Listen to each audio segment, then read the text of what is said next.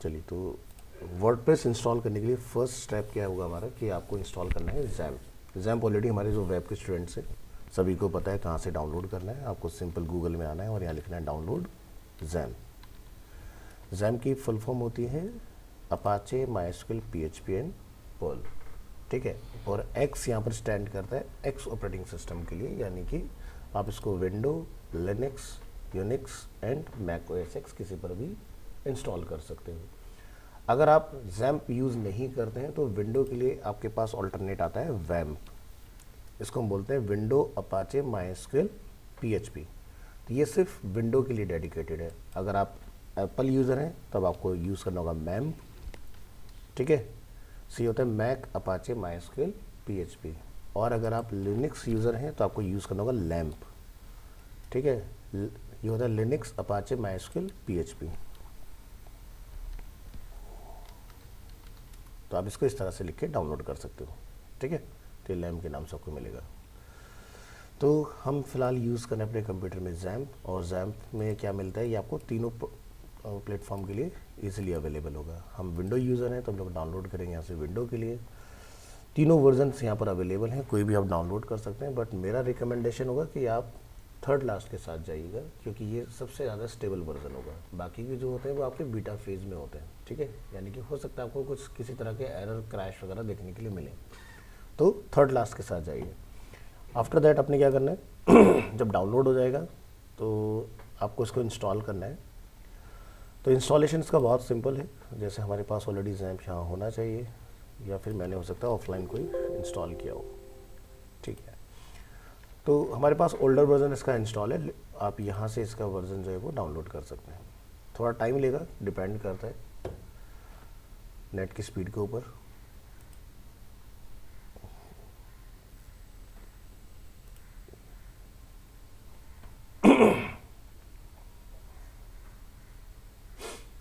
So point आता है कि हम लोग अपनी मशीन में एक से ज़्यादा जैम्प इंस्टॉल कर सकते हैं। बिल्कुल पॉसिबल है, आप सेम ड्राइव के अंदर ही अलग अलग फोल्डर के नेम से इसको इंस्टॉल कर सकते हैं। जैसे कि डिफ़ॉल्ट इसकी डायरेक्टरी क्रिएट होगी जैम्प के नाम से, आपको एक और इंस्टॉल करना है आप दूसरा भी इंस्टॉल कर सकते हो, ठीक है। तो अभी हम लोग सेकेंड वाला जो जैम्प है वो अपना डी ड्राइव में इंस्टॉल करेंगे। तो ये अपना लेटेस्ट वाला आ गया, यहाँ से चूज़ करेंगे, डबल क्लिक। सेटअप सिंपल है, अपने यहाँ से थोड़ा सा वेट कीजिए, और पहले वाले जैम्प को हमें स्टॉप करना होगा इसके लिए, और यहाँ से इसको क्लोज कर दीजिए। Click on next. यहाँ से डिफ़ॉल्ट सेटिंग्स ऑन रखिएगा। सी ड्राइव की जगह इस बार हम लोग यूज़ करेंगे डी ड्राइव।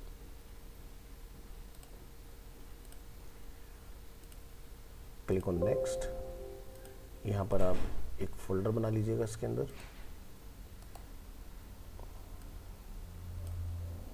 ऑलरेडी मेरा इसमें जैम्प अवेलेबल है इसमें से।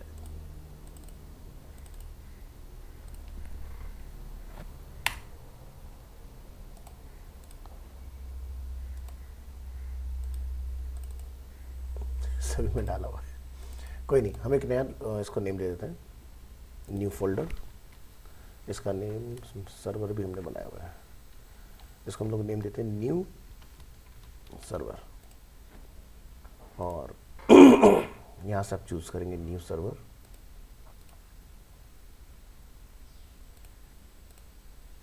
ठीक है, तो अब इसका नाम जैम्प नहीं होके अब क्या होगा, न्यू सर्वर नेम होगा।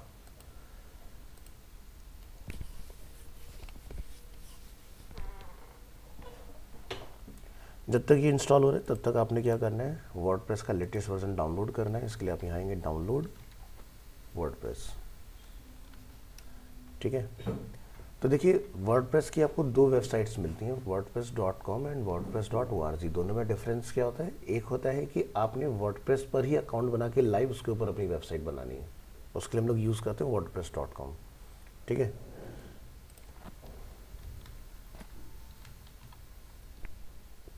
तो यहाँ से आप लाइव वेबसाइट बना सकते हैं। जैसे कुछ प्लेटफॉर्म्स आज की डेट में मार्केट में अवेलेबल है, विक्स। तो विक्स पे क्या होता है, आप लाइव जाकर अपना अकाउंट क्रिएट करते हैं और लाइव ही आपकी वेबसाइट बन के तैयार हो जाती है। सिमिलरली वर्डप्रेस के अंदर भी आप लाइव जाकर अपना एक अकाउंट क्रिएट करेंगे और अपनी वेबसाइट को लाइव ही क्रिएट कर सकते हो। wordpress.org जो है उसमें क्या बेनिफिट मिलता है कि आप यहाँ से वर्डप्रेस को डाउनलोड करते हैं अपनी लोकल मशीन में और फिर उसको इंस्टॉल करके आप उसके ऊपर वर्क करते हैं। ठीक है, तो कई बार इंटरव्यू में क्वेश्चन पूछ लिया जाता है कि दोनों में डिफरेंस क्या होता है, तो पता होना चाहिए आपको। ठीक है, तो ORG ऑफलाइन के लिए है, .com लाइव के लिए है, ऑनलाइन काम करना है तो। ठीक है, तो यहाँ से ये हो गया लाइव बनाने के लिए, ये हो गया ऑफलाइन क्रिएट करने के लिए।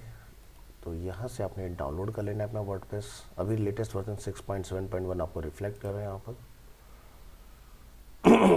तो ये आपका यहाँ से डाउनलोड हो जाएगा। तो ज़्यादा बड़ा सेटअप नहीं है, तो ऑलरेडी हम लोगों ने लास्ट क्लास में अपना डाउनलोड किया, तो यहाँ पर अवेलेबल है 28 MB समथिंग का इसका सेटअप साइज़ है। तो चेक कर लेते हैं अपना इंस्टॉलेशन प्रोग्रेस। अनपैक हो रहा है अभी। अब एक चीज़ आपको ध्यान रखना है, अगर आपकी मशीन में एक से ज़्यादा जैम्प इंस्टॉल है, उस केस में क्या होगा कि जो आपका लेटेस्ट इंस्टॉल होता है वही लाइव आएगा। जब डिफ़ॉल्ट हम लोग यहाँ लिखेंगे जैम्प इस तरह से, तो ये कौन सा होगा, जो लेटेस्ट खुलेगा। ठीक है, ये जो भी इंस्टॉल हो रहा है बाय डिफ़ॉल्ट यही चलेगा। अगर आपको प्रीवियस वन चलाना है तो उस कंडीशन में अब आपको क्या करना होगा, पर्टिकुलर लोकेशन पर लोकेट करना है कहाँ से आपको रन करना है, और यहाँ पर आपको ऑप्शन मिलेगा जैम्प कंट्रोल के नाम से। चलिए ठीक है, तो जैम्प कंट्रोल के नाम से आपको यहाँ पर मिलेगा। जैसे आप डबल टैप करेंगे इसको, आपके सामने विंडो ओपन हो जाएगा। ठीक है,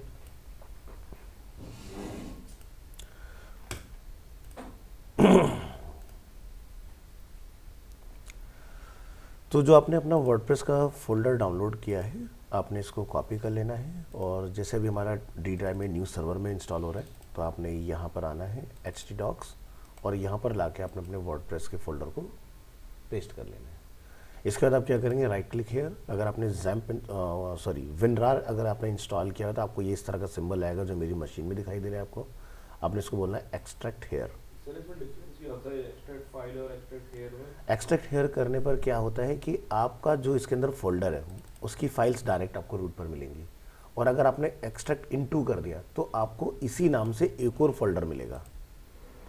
तो यानी कि फिर उसके अंदर आप जाओगे, फिर वर्डप्रेस के फोल्डर को बाहर निकाल के लाओगे तो डबल मेहनत है। ठीक है, तो क्या करना होता है इसमें? Extract hair. ठीक है, तो ये हमारा वर्डप्रेस का फोल्डर यहाँ पर अवेलेबल है इस तरह से। अब आप इस वर्डप्रेस के फोल्डर का नेम, अब मान लो जिस भी कंपनी के लिए आप काम करो, जिस क्लाइंट के लिए काम करो, या तो वो नेम रख सकते हो या फिर डिफ़ॉल्ट वर्डप्रेस के साथ भी आप जा सकते हो।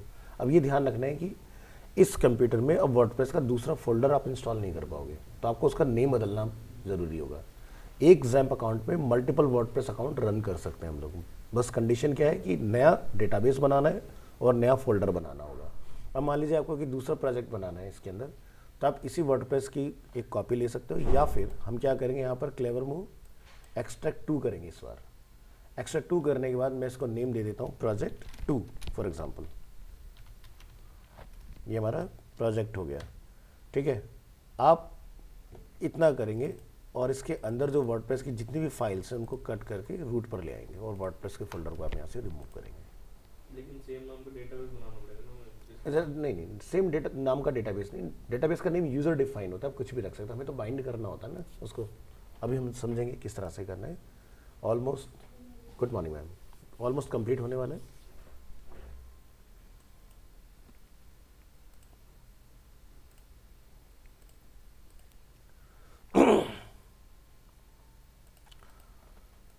एक जो आप जैम्प में आपको खास ध्यान रखना है कि जब भी आप अपनी मशीन को शट डाउन करेंगे, सो मेक श्योर करेंगे कि आपका जो जैम्प है वो आप प्रॉपरली क्विट करें उसको। अदरवाइज़ क्या होता है कि वो फिर जब नेक्स्ट टाइम आप अपना मशीन ऑन करके रन करेंगे तो हो सकता है आपका डेटाबेस क्रैश कर जाए उस केस में। तो उस प्रॉब्लम से आपको बचना है, वो मैं भी आपको बता देता हूँ। तो जब भी आप जैम्प अपना रन करते हैं तो यहाँ से हम लोग दोनों सर्विस को स्टार्ट करते हैं। ठीक है, तो दोनों को आपने बाद में फिर स्टॉप भी करना होता है। तो ध्यान रखें, ये नहीं कि डायरेक्ट आपने यहाँ से बंद कर दिया, तो ये बंद करने पर बंद नहीं होता, ये मिनिमाइज होता है। अब ये कहाँ चला गया, नीचे आ गया। हाँ, इसीलिए बता रहा हूँ कि आपको यहाँ पर इसको स्टॉप करना पड़ेगा, मिनिमाइज नहीं करना है। ठीक है, तो इसको स्टॉप जरूर कर लें, डेटाबेस चलता रह जाता है अदरवाइज, और यहीं से प्रॉब्लम स्टार्ट होती है फिर हमारी। तो इसको भी स्टॉप करेंगे, फिर आपने इसको बंद करना है इस तरह से। ठीक है। तो चलिए ये हमारा हो चुका है फिनिश और क्लोज कर लेंगे इसको। तो डाउनलोड हम लोगों ने कर लिया है, तो मैं इसका लिंक आपको शेयर कर देता हूँ।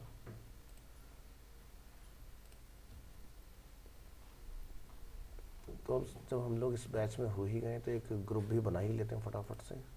New group 0829। इससे क्या होगा, सभी लोगों को एक साथ अपडेट जाता रहेगा।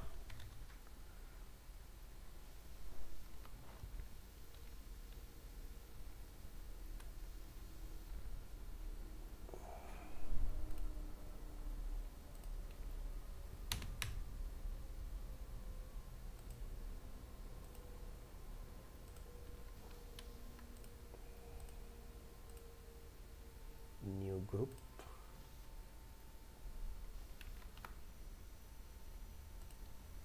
अंकिश, नंबर बताना अपना। अरे अपना फ़ोन नंबर 9546 711 526। सर वो गूगल में आता है पंकज अपना बताना था। सर मेरा तो है नहीं उसमें व्हाट्सएप वाला नहीं है? 9811 हाँ 52066 52। अच्छा, आप में से किसी का नंबर मेरे पास सेव नहीं है इसलिए नहीं हो रहा है। चलिए ठीक है, तो मैं कोई और नंबर ऐड करके यहाँ से ग्रुप क्रिएट कर लेता हूँ। न्यू ग्रुप के अंदर उमेश एडमिन को ऐड कर लेते हैं।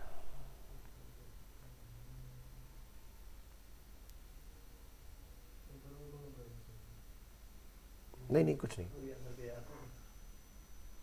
ऐसे हो जाएगा।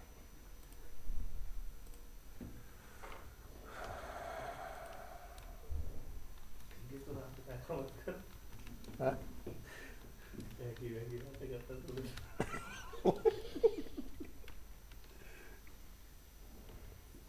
अंकित आ गया प्रेशर में। बोला क्या रिकॉर्डिंग सुन लो।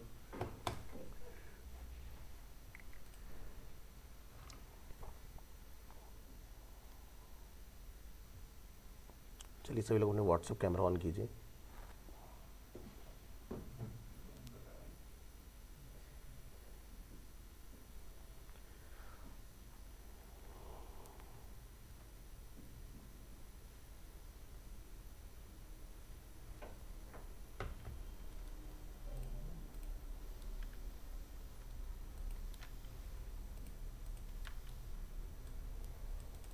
इसको स्कैन कर लीजिए। अभिषेक न्यासा अभी स्कैन कीजिए और ग्रुप ज्वाइन कर लीजिए।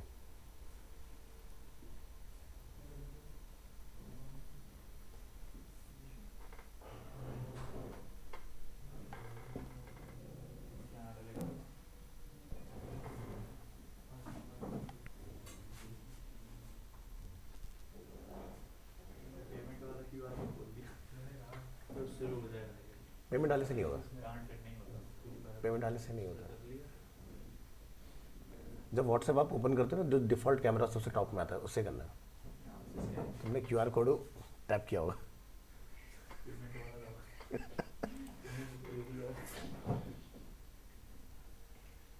किसका रह गया? 1 2 3 4 न्यासा ने स्कैन किया है, पंकज, इशिका, अंकिश। अभिषेक आप भी कीजिए।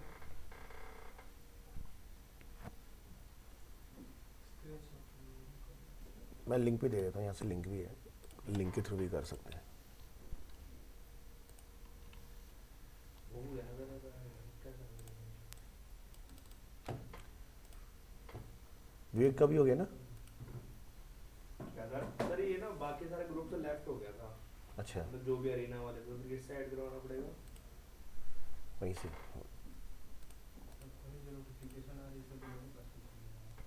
चलिए, तो वर्डप्रेस डाउनलोड करने के लिए हम लोग यूज़ करेंगे ये वाला यूआरएल, और ज़ैम डाउनलोड करने के लिए आपने यूज़ करना है इस यूआरएल को।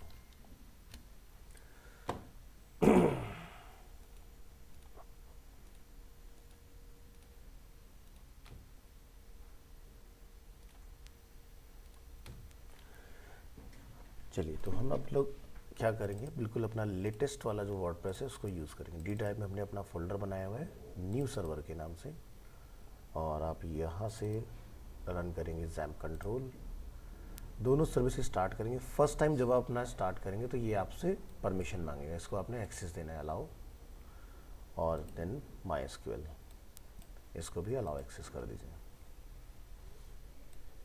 ठीक है, तो दोनों सर्विस आपकी सक्सेसफुली ऑन है। ध्यान रखना, एक साथ दो जैम्प नहीं चलते हैं क्योंकि दोनों के पोर्ट नंबर होते हैं सेम। ठीक है, तो आपका एरर क्रिएट करेगा। उस केस में अगर आपको चलाना है तो आपको कॉन्फ़िगरेशन में आना है और यहाँ पर आपको एक ऑप्शन मिलता है पोर्ट, तो आप अपने पोर्ट के नेम नंबर चेंज कर लीजिए, तभी आप दो जैम्प एक साथ चला सकते हैं, अदरवाइज पोर्ट आपके क्लैश करेंगे।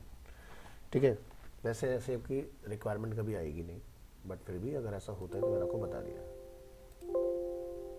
पहले आती थी ना कुछ स्काइप का था जो। स्काइप के टाइम पर ये प्रॉब्लम आती थी, अब स्काइप को यूज़ नहीं करता, सब व्हाट्सएप पर शिफ्ट हो गए। चलिए, तो ये अपना स्टार्ट है। इसके बाद आपने यहाँ पर आना है और इसको रन करने के लिए आपको यहाँ से देखिए क्या मिलता है ऑप्शन, एडमिन। एडमिन पर क्लिक करेंगे तो आपका लोकल होस्ट डायरेक्टली एक्सेस हो जाता है, अदरवाइज़ आप इसको टाइप करके भी मैन्युअली चला सकते हैं। सो डिफ़ॉल्ट ही आपको लैंड कराएगा डैशबोर्ड के ऊपर। अब ये डैशबोर्ड की लोकेशन आपको कहाँ से मिलती है, आप जब आते हैं अपने htdocs फोल्डर में, तो ये डैशबोर्ड फोल्डर ये वाला हम लोग देख रहे हैं। तो जो भी आप चलाना चाहते हैं, लाइक आपको वर्डप्रेस चलाना है या प्रोजेक्ट, चॉइस इज़ योर। आपको यहाँ जाके लिख देना है जैसे कि वर्डप्रेस, आगे WP एडमिन लिखा रहा है, अभी इसका कोई मतलब नहीं क्योंकि जब तक इंस्टॉल नहीं होता है। तो फर्स्ट टाइम जब आप रिक्वेस्ट करेंगे अपनी डायरेक्टरी को तो थोड़ा सा टाइम लेगा प्रोसेस होने में। इन द मीन वाइल आपने क्या करना है, PHP माई एडमिन को रन करना है। ये वो एरिया है जहाँ से आपने डेटाबेस क्रिएट करना है वर्डप्रेस की फ्रेश इंस्टॉलेशन के लिए। डेटाबेसेस में आइए, यहाँ से हम लोग फिलहाल इस प्रोजेक्ट का नेम वर्डप्रेस रख लेते हैं, क्लिक ऑन क्रिएट। अब इस वर्डप्रेस को हमने एसोसिएट करना है, जो ये लोकेशन अभी आपका फैच होगा।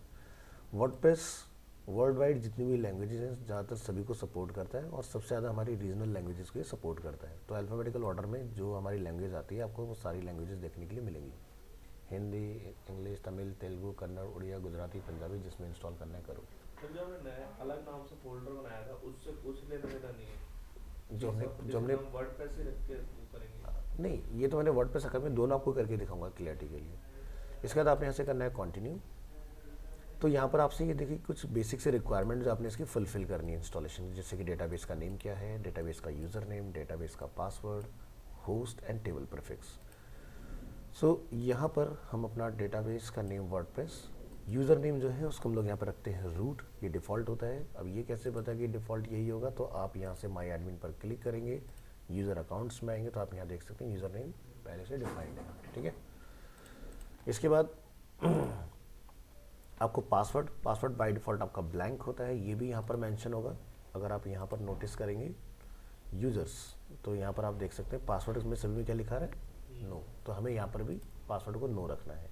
डेटाबेस का होस्ट, तो होस्ट हम लोग देख सकते हैं क्या है, लोकल होस्ट है यहाँ पर। ठीक है, तो ये भी अपना मैच हो रहा है। इसके बाद में टेबल प्रीफिक्स WP अंडरस्कोर ये आपको बाय डिफ़ॉल्ट रिकमेंड कर रहा है, तो WP रखना। इससे बेनिफिट क्या होगा कि वर्डप्रेस ने डिफ़ॉल्ट इंस्टॉलेशन में कौन कौन से टेबल क्रिएट किए हैं वो आपको अलग दिखाई देंगे। अगर आप अपना उस वर्डप्रेस के फोल्डर में कोई अपना टेबल मैनुअली बनाते हो डेटाबेस में, तो आपको क्लैरिटी रहेगी मेरा कौन सा है, वर्डप्रेस का कौन सा है। बस आपको ये मैसेज आना चाहिए, ऑल राइट स्पार्की, और रन दी इंस्टॉलेशन पर आपने क्लिक करना है। तो इंस्टॉलेशन बहुत क्विकली हो जाएगा। आपको बस यहाँ जाकर अपनी साइट का टाइटल वगैरह डिफाइन कर लेना है, my first project something, user name आप यहाँ पर इसका रख सकते हैं लाइक एडमिन। देखिए ऑफलाइन काम कर रहे हैं तो एडमिन वगैरह चलेगा, ऑनलाइन काम करेंगे तब भी चलेगा, बट एडमिन रिकमेंडेड नहीं है कभी भी। आप हमेशा अपना जो यूज़र नेम है उसको ऐसा रखिए जो ईजिली कोई भी पर्सन जो है वो गैस ना कर पाए। ठीक है, क्योंकि यूज़र नेम जो होता है वो किसी को मैं बताना तो होता नहीं है। यूज़र नेम क्या होता है, मेरे पर्सनल यूज़ के लिए होता है, तो जितना उसको कॉम्प्लिकेटेड बना सकते हो बनाओ, आसान सा यूज़र नेम मत रखो। ठीक है, क्योंकि जो वर्डप्रेस की वेबसाइट को लोग हैक करते हैं ना, क्लेम करते हैं वर्डप्रेस की वेबसाइट लेस सिक्योर होती हैं, लेस सिक्योर नहीं होती, हमारा जो डिफाइन करने का प्रोसेस है वो पुअर होता है। हम यहाँ पर जैसे पासवर्ड इतना कॉम्प्लिकेटेड हम रखेंगे, यहाँ पर कुछ बहुत आसान सा डेट ऑफ बर्थ का, ईयर का, लोकेशन का कॉम्बिनेशन बना के बहुत इजीली ब्रूट फोर्स में वो क्रैक हो जाता है। तो इसलिए आप इस तरह का अगर इनक्रिप्टेड रखेंगे जिसमें मिक्सिंग होगी, lower case, upper case, special character, तो ये हैक नहीं होगा। ठीक है, तो यहाँ से ऑफलाइन में तो आप जो मर्जी कर लें, लेकिन ऑनलाइन में ध्यान रखना है कि यूज़र नेम एडमिन कभी भी नहीं रखना है, अपना खुद का नाम कभी नहीं रखना है, वेबसाइट का नेम कभी नहीं रखना है, कुछ भी डिफरेंट रखो। ठीक है, इसके बाद अपना ईमेल। ठीक है, तो ऑफलाइन में ये जस्ट फॉर्मेलिटी के लिए, ऑनलाइन में इसका पर्पस होता है कि मान लीजिए कि कभी अगर आप अपना कंट्रोल भूल जाते हैं, लाइक यूज़र नेम पासवर्ड, तो रिट्रीव करने में हेल्पफुल होगा उस ईमेल आईडी के बेसिस पर। लास्ट में एक आपको ऑप्शन मिलेगा सर्च इंजन विजिबिलिटी। सो ऑफलाइन काम कर रहे हैं तो आप ऑन करिए या मत करिए, कोई मतलब नहीं है, लेकिन ऑनलाइन अगर आपने लाइव इंस्टॉल किया वर्डप्रेस को तो उस कंडीशन में आपको इसको डिस्करेज करना होगा। क्योंकि अगर फ्रेश इंस्टॉलेशन हुआ है तो ऐसा तो है नहीं कि आप एसईओ फ्रेंडली सीधे ही वेबसाइट बना दोगे, उसमें बहुत सारी ऑल्ट्रेशन एडिशन भी होंगी। तो जब तक मेरा प्रोजेक्ट फाइनल ना हो जाए तब तक मैं इसको डिस्करेज ही रखता हूँ ऑनलाइन के अंदर। तो ऑफलाइन से यही प्रैक्टिस लेके चलिए। जब आप वेबसाइट को लाइव लेके आ जाते हैं और गूगल सर्च कंसोल में बताते हैं, तो गूगल सर्च कंसोल खुद बोलेगा कि आपका ये फीचर बंद है, इसको ऑन करके आओ। तो हम सीखेंगे किस तरह से वो ऑन करना होता है। अब इसके बाद क्या होगा कि जब आपने ये ऑन किया है तो यहाँ पर एक स्टेटमेंट लिखा है, it is up to search engine to honour this request और नॉट। ठीक है, ये सर्च इंजन के ऊपर डिपेंड करेगा, बट फिर भी आप ये मान के चलिए 90% आपका डेटा जो है वो इंडेक्स नहीं किया जाएगा इस फीचर को ऑन करने के बाद। नेक्स्ट क्लिक करना है आपने इंस्टॉल वर्डप्रेस।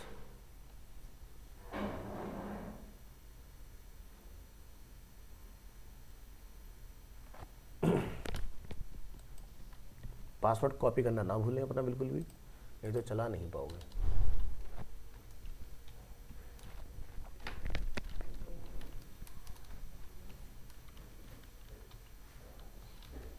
ये हमारा पासवर्ड है, ये हमारा यूज़र नेम है, और जो हमारी लोकेशन है वो कुछ ये है। तो ध्यान रखना है कि हमने कहाँ इंस्टॉल किया, डी ड्राइव। ठीक है, न्यू सर्वर, ये लोकेशन है। ठीक है, क्योंकि आप देख सकते हो दोनों का यूआरएल सेम है, सी ड्राइव वाले का भी और डी ड्राइव वाले का भी, तो इसलिए लिख लीजिएगा कि हमने डी ड्राइव में इंस्टॉलेशन किया अपना।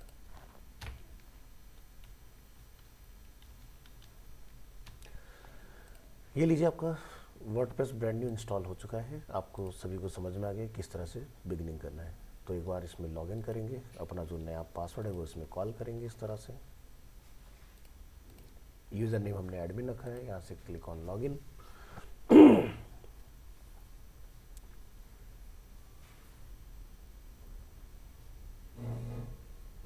ठीक है, तो ये अपना वर्डप्रेस वर्किंग कंडीशन में इस तरह से।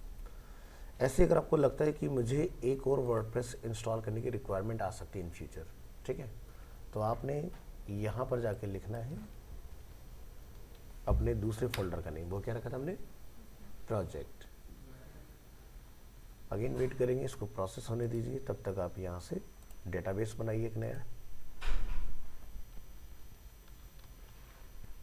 प्रोजेक्ट अंडरस्कोर WP, मतलब वर्डप्रेस।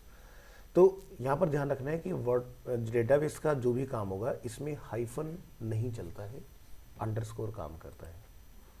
ठीक है, आप देख सकते हैं जो भी प्री डिफाइन बने आते हैं सभी में अंडरस्कोर ही देखने के लिए मिलेगा आपको, तो हाइफन ट्राई नहीं करना है बिल्कुल भी।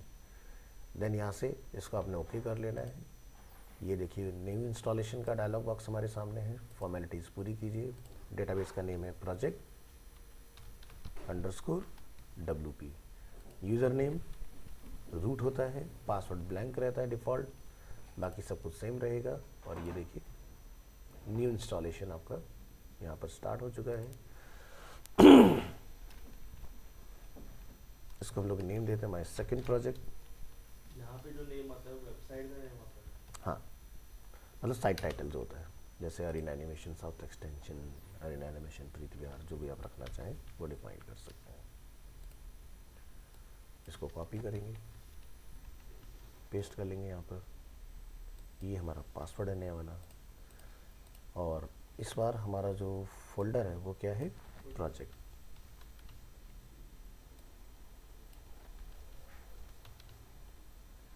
फाइल को सेव कर लीजिए, यहाँ से इसको डिस्करेज, अपना ईमेल आईडी डालिए, ऑफलाइन में अगर आप पासवर्ड भूल जाते हैं तो ऑफलाइन में पासवर्ड रिकवर नहीं होगा। ये जो ईमेल वाला फीचर है ऑनलाइन के लिए होता है, एक ईमेल मल्टीपल अकाउंट चल सकता है। ठीक है, अब क्या होगा जब लाइव इंस्टॉल हम लोग करेंगे ना, तो ये जो हमने ईमेल यहाँ मेंशन किया है, तो जो भी मेरा यूज़र आईडी होगा, पासवर्ड होगा, वो सब मेरे मेल पर आ जाएगा ऑटोमेटिक।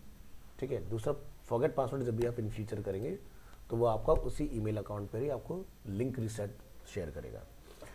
तो ये देखिए हमारा सेकंड अकाउंट, इसका भी हम लोग पासवर्ड यहाँ से कॉपी करके कॉल करेंगे इधर और क्लिक ऑन लॉगिन।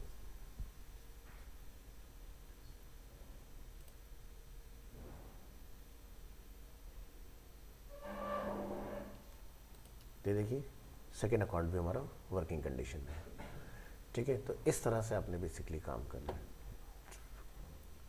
अब एक बार ज़रा इसके इंटरफेस पर नज़र डालते हैं, डैशबोर्ड पर कि क्या क्या फीचर्स हैं और किसका क्या क्या यूज़ है यहाँ पर। तो देखिए ये जो हम लोग यहाँ देख रहे हैं ये एक बैकएंड का फ्रंट एंड डिज़ाइन है। ठीक है, यानी कि आपको यहाँ पर कोड तो करना नहीं होता है, आपको बस यहाँ पर चीज़ें क्रिएट करते जाना है और जो भी आप बना रहे हैं उसको आपने यहाँ से जाकर होम बटन पर माउस लेके जाएंगे तो आपको विजिट साइट का ऑप्शन मिलेगा। इसको क्लिक करेंगे तो डिफ़ॉल्ट हमारा वर्डप्रेस कैसा दिख रहा है वो आपको यहाँ मिल जाएगा देखने के लिए। ठीक है, तो अब ये हमारा डिफ़ॉल्ट पेज अवेलेबल है। तो ये होता है डैशबोर्ड। डैशबोर्ड में अभी जो हम लोग वर्जन देख रहे हैं दिस इज़ 6.7.1। जब भी आपका कोई अपडेट आएगा यहाँ पर तो यहाँ पर आपको एक अपडेट का नोटिफिकेशन दिखाई देगा। इधर नीचे यहाँ पर हमारे पास ऑप्शन अवेलेबल है author rich content with blocks and patterns. तो आप यहाँ से एक नया पेज क्रिएट कर सकते हैं। वेबसाइट का कुछ भी थीम वगैरह चेंज करना है तो वो आप यहाँ से साइट एडिटर से करेंगे। लुक एंड फील बदलना है, स्टाइल कलर्स वगैरह तो आप CSS में यहाँ से चेंजेस करेंगे इसके लिए। नीचे आते हैं यहाँ पर आपको साइट का हेल्थ स्टेटस पता चलेगा कि वेबसाइट में क्या इंप्रूवमेंट वगैरह करना है। तो अभी फ़िलहाल कोई इन्फॉर्मेशन नहीं है क्योंकि हमने कोई भी काम इसमें नहीं किया है। जैसे आप पेजेस और पोस्ट बनाएंगे तो ये आपको बताएगा इम्प्रूव क्या करना है आपको इस साइट में। नेक्स्ट है क्विक ड्राफ्ट। हो सकता है आपको कोई आइडिया आता है किसी पोस्ट से रिलेटेड तो वो अपना आइडिया यहाँ पर आप ड्राफ्ट करके रख सकते हैं और लेटर ऑन आप उसको जाके फिर प्रॉपर पब्लिश भी कर सकते हैं। ठीक है, तो ड्राफ्ट यहाँ बना के रखे जाएंगे। एट अ ग्लैंस यानी कि डिफ़ॉल्ट वर्डप्रेस आपको क्या दे रहा है, तो आपको number of page, number of post, number of comments होंगे वो सब आपको यहाँ पर मिलेंगे इस तरह से, और किस वर्जन पर आप अवेलेबल हैं और कौन सा थीम हम लोग यूज़ कर रहे हैं वो आपको यहाँ पर डिस्प्ले हो जाएगा नीचे। तो डिफ़ॉल्ट जो भी हम लोग यहाँ थीम देख रहे हैं उसका नेम है 2025 जो कि हम लोग 2025 में। तो क्या होता है कि जब नवंबर का मंथ आता है कि जो भी आपका करंट ईयर होगा, जैसे कि अगर हम लोग नवंबर 2025 की बात करेंगे तो यहाँ पर ऑटोमेटिकली थीम 2026 आ चुकी होगी, यानी कि आपका ये 2 महीने पहले अपडेट हो जाता है नेक्स्ट ईयर के लिए। तो अगर हम लोग अपीयरेंस पर एक नज़र डालते हैं थीम्स में आके तो यहाँ पर 3 थीम्स आपको मिलेंगे 2023, 4 एंड 5। अगर आप इसको सितंबर में चेक कर रहे होते तो आपको यहाँ पर 2022, 2023, 2024 दिखाई देता। ठीक है, तो ये लेटेस्ट थीम इसके अंदर ऐड हुई है 2025 के अंदर। तो ये अपडेट होती रहती है ईयर वाइज। ये क्या है, बेस थीम है जिसको पकड़ के आप मॉडिफिकेशंस वगैरह कर सकते हो या फिर एक ब्रांड न्यू थीम भी इंस्टॉल कर सकते हो with the help of these buttons, add new theme या फिर ऐड न्यू थीम हेयर। और अगर आप यहाँ से कोई लाइव थीम इंस्टॉल करना चाहते हैं तो वर्डप्रेस के पास 6000 प्लस आप देख सकते हैं। लेटेस्ट अपडेट में 7252 ऑथराइज थीम है जो WP से मतलब कंफर्म है कि आप इनको यूज़ कर सकते हैं अपने प्रोजेक्ट के अंदर। ठीक है, तो ये थीम का जस्ट लुक एंड फील जो आप यहाँ देख रहे हैं आपको सिर्फ और सिर्फ वायर फ्रेम मिलेगा, इमेज कोई भी नहीं मिलेगा कोई भी थीम जब आप चूज़ करेंगे, क्योंकि इमेज कॉपीराइट का पार्ट होता है तो वो आप यूज़ नहीं कर सकते हैं। ठीक है, बट आपको ये ब्लॉक्स एज इट इज मिल जाएंगे जिसके अंदर आप अपना डेटा ला के कॉल कर सकते हो। तो चलिए पहले डैशबोर्ड से फिनिश करेंगे। देखिए अभी आपको यहाँ पर एक अपडेट दिखाई दे रहा है, तो यानी कि हो सकता है किसी प्लगइन का कोई अपडेट आया, मे बी थीम का हो सकता है, मे बी वर्डप्रेस का भी हो सकता है। क्लिक करेंगे और चेक करेंगे कौन सा अपडेट अवेलेबल है, तो यहाँ पर प्लगइन का अपडेट आया है। ठीक है, तो इसको भी लेटर ऑन करेंगे। तो ये हो गया हमारा ड्राफ्ट, यहाँ हो गया हमारा हेल्थ स्टेटस। यहाँ से आपको मिलेगा एट अ ग्लैंस, मतलब वन गो में आप यहाँ पर देख पाएंगे number of post, number of pages, number of comment, क्या क्या आपके पास अवेलेबल है। जिसको भी आपने रिस्पॉन्ड करना आप डायरेक्टली यहाँ से रिस्पॉन्ड कर सकते हो। तो जैसे कमेंट हमें 1 यहाँ पर मिलेगा, तो वर्डप्रेस डिफ़ॉल्ट एक एक चीज़ तीनों आपको देता है, एक कमेंट, एक पोस्ट और एक पेज। ठीक है, पेज कौन सा होता है डिफ़ॉल्ट, उसको बोलते हैं सैम्पल पेज, जिसको वर्डप्रेस कहता है कि आप अपने हिसाब से मॉडिफाई कर सकते हो। सर्च इंजन आपका इनकरेज है या डिस्करेज वो आपको यहाँ पर मैसेज मिलेगा इसके अंदर देखने के लिए। थीम कौन सा रनिंग है वो आपको यहाँ मिल जाएगा। रिसेंटली आपने क्या पब्लिश किया है कमेंट में तो वो आपको यहाँ पर दिखाई देगा। तो ये हमारा पोस्ट है जिसमें हेलो वर्ड समथिंग कुछ मेंशन है और ये आपका कमेंट आया हुआ है। इस तरह से कमेंट को आपने अनअप्रूव करना है कि भाई ये मैं नहीं चाहता कि मेरे पेज पर या पोस्ट पर दिखाई दे, तो आप कमेंट को यहीं रिजेक्ट कर सकते हो। ठीक है, इसके बाद आपको रिप्लाई करना है किसी कमेंट का तो वो आप यहाँ से करेंगे। कमेंट को मॉडिफाई करना है कर सकते हैं, स्पैम में डालना चाहते हैं डाल सकते हैं, ट्रैश में डालना चाहते हैं डाल सकते हैं। ठीक है, और यहाँ से अगर आप व्यू करना चाहते हैं तो उसको व्यू भी कर सकते हैं कि क्या कमेंट आपके पास अवेलेबल है। तो किसी पर्सन के किए हुए कमेंट को भी आप एडिट कर सकते हैं। तो अपना खुद का वर्डप्रेस वेबसाइट बनाने का बेनिफिट क्या होता है, कोई नेगेटिव कमेंट करे कोई बात नहीं, करो हम चेंज कर लेंगे लेकिन अगर लाइव वाला अगर आप चला रहे हो तो वहाँ पर आप ये काम नहीं कर पाएंगे। ठीक है, जैसे गूगल के प्रोफाइल पर किसी ने आपको नेगेटिव कमेंट दे दिया तो दे दिया, वो नहीं बदल सकता जब तक उसकी वो प्रॉब्लम को आप सॉल्व नहीं कर दो। ठीक है,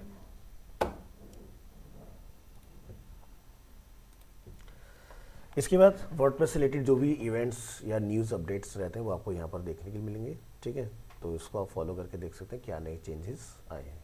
इसी तरह से 2 ब्लैंक स्पॉट हमारे पास अवेलेबल है जहाँ पर हम लोग अपना इंटरफेस अपने हिसाब से एडजस्ट कर सकते हैं, ड्रैग एंड ड्रॉप होता है। तो जैसे आगे चल के आप यहाँ पर एलिमेंटर ई कॉमर्स वगैरह से रिलेटेड काम करोगे तो उसके कंट्रोल जैसे कि आपका कौन कौन से ऑर्डर पेंडिंग है, कौन कौन से सक्सेसफुली प्रोसीड हो चुके हैं, तो वो डैशबोर्ड में हम लोग अरेंज कर सकते हैं अपने हिसाब से। अभी आपका जो लेटेस्ट वर्जन चला है 6.7.1, अगर आप इससे रिलेटेड कुछ पढ़ना चाहते हो क्या नए इसके अंदर फीचर्स आए क्या अपडेट है, तो जैसे नया थीम अपडेट हुआ है इसके अंदर, get the big picture with zoom out feature. ठीक है, connect blocks and custom field with no hassle और कोड। तो जैसे हम लोग वो करते हैं ना क्या कहते हैं लिंकिंग वगैरह जो करते हैं आईडी वाली, वो वाली चीज़ों की बात कर रहे हैं। ठीक है, फॉन्ट वगैरह को आप बेटर वे में कंट्रोल कर सकते हो। परफॉर्मेंस अपडेट है, एक्सेसिबिलिटी इंप्रूव हुई है पहले से इसकी। तो इस तरह के कुछ नए इसके अंदर अपडेट्स आए हैं तो वो आप यहाँ से जाके देख सकते हो। इसमें बात करेंगे अपडेट वाले फीचर का। अपडेट में आपको वर्डप्रेस से रिलेटेड अगर कोई अपडेट आएगा तो वो आपको यहाँ पर दिखाई देगा। प्लगइन से रिलेटेड होगा वो आपको इस सेक्शन में मिलेगा, थीम से रिलेटेड होगा तो आपको यहाँ मिलेगा। तो 3 चीज़ें अपडेट होती हैं। ऑफलाइन में हम लोग जब भी बिगिनिंग करें तो आपने ये ध्यान रखना है कि कुछ भी काम करने से पहले जो भी अपडेट्स आपके पेंडिंग है कर डालो। एक बार जब काम कर लो तो उसको फिर अपडेट नहीं करना है आपने, वो तभी करना है जब आप पहले इसको टेस्ट कर लो पूरा कि भाई मेरे नए अपडेट को करने से क्या मेरे करंट एग्जिस्टिंग डिज़ाइन में कुछ प्रॉब्लम्स तो नहीं आ रहे। तो हमेशा कोशिश करो कि 2 वर्डप्रेस डाल के रखो, जैसे हमने यहाँ पर डाल के रखे हुए इस तरह से। एक क्या है वर्डप्रेस, एक दूसरा क्या है प्रोजेक्ट। तो एक का नाम रख लो टेस्टिंग, एक का नाम रख लो फाइनल। तो फाइनल में डेटा तभी पुश करना है जब टेस्टिंग वाला आपका ओके आ रहा हो बिल्कुल। नहीं तो पता चला आपने यहाँ से अपडेट का बटन दबा दिया और उसने आपकी पूरी थीम को गड़बड़ कर दिया, तो अंडू नहीं होगा। तो इसलिए डेटाबेस का पहले बैकअप ले लिया जाता है। तो बैकअप कैसे लेते हैं डेटाबेस का, आप यहाँ पर आएंगे और ये हमारे पास वर्डप्रेस अवेलेबल है। आपने क्या करना है, अपडेट करने से पहले चाहे प्लगइन अपडेट करो, थीम अपडेट करो या वर्डप्रेस को आप अपडेट कर रहे हो, आपने यहाँ पर आके अपनी उस पर्टिकुलर टेबल पर, ये हमारा वर्डप्रेस है, यहाँ पर आपको एक ऑप्शन मिलेगा इंपोर्ट और एक्सपोर्ट। तो एक्सपोर्ट पर आप क्लिक करेंगे, यहाँ से आपको फॉर्मेट मिलेगा किस फॉर्मेट में हम लोग एक्सपोर्ट करना चाह रहे हैं। ठीक है, तो यहाँ से आप देखेंगे सो मैनी डिफरेंट टाइप्स हैं। तो जेसन भी हमारे पास अवेलेबल है। फिलहाल हम लोग MySQL में काम करते हैं, SQL को आप यूज़ कर लीजिए।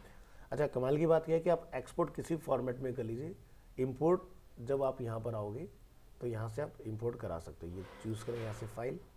ठीक है, तो ये हर तरह की फाइल को सपोर्ट कर लेता है, तो इसलिए बाय डिफ़ॉल्ट इस पर ऑल फाइल मेंशन है यहाँ पर। तो पर्टिकुलर चॉइस नहीं है, कुछ भी डाल दो वो अपना आप बना देगा उसका डेटा। ठीक है, तो चलिए हम यहाँ से करेंगे एक्सपोर्ट। एक्सपोर्ट में SQL हमारा डिफ़ॉल्ट है, आपको टेम्पलेट नेम वगैरह कुछ भी डिफाइन करने की ज़रूरत नहीं। क्लिक ऑन एक्सपोर्ट, ये आपका डेटाबेस इस तरह से अवेलेबल हो गया। ठीक है, अब मान लीजिए कि कभी आपका वर्डप्रेस अपडेट करने पर क्रैश हो गया। ठीक है, ये जो हमारा अभी चल रहा है, हमने अभी प्रोजेक्ट कौन सा चला रखा है, माई सेकेंड प्रोजेक्ट। तो मुझे वर्डप्रेस को नहीं करना है, मुझे दूसरा लेवल करना है, यानी कि प्रोजेक्ट WP। हम इसको एक्सपोर्ट करेंगे। ठीक है, तो उसी नाम से ये ऑटोमेटिक आ जाएगा। ठीक है, अब हो सकता है कि आपको अपना प्रोजेक्ट एक कंप्यूटर से दूसरे कंप्यूटर में रिलोकेट करना हो, तो हम क्या करेंगे, आपको सिर्फ अपने एग्जिस्टिंग पीसी से वो फोल्डर कॉपी करना है अपनी पेन ड्राइव के अंदर और डेटाबेस एग्जिस्टिंग मशीन से एक्सपोर्ट कर लेना है। ठीक है, अब देखो मैं ये वाली जो लोकेशन है, ये जो इंस्टॉलेशन है, इसको मैं सी ड्राइव वाले में शिफ्ट करके आपको दिखाता हूँ। तो मतलब आप ऐसा सिनेरियो समझिए कि दूसरे कंप्यूटर में डेटा लेके जा रहे हैं हम लोग, है ना। तो चलिए, तो प्रोजेक्ट के फोल्डर को हमने यहाँ से किया कॉपी, कंट्रोल सी, और जो हमारा सी ड्राइव में अवेलेबल है जैम फोल्डर, हम यहाँ पर लेकर आएंगे इसको। तो कहाँ जाना है, htdocs फोल्डर में, और यहाँ पर पेस्ट कर लेंगे डेटा। फटाफट हो जाता है, ज़्यादा टाइम नहीं लगता है।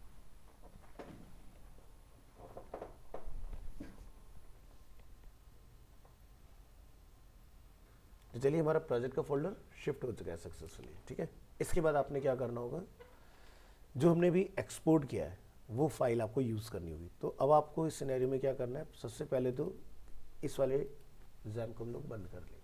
ठीक है, बंद हो जाएगा, क्लोज कर लीजिए यहाँ से।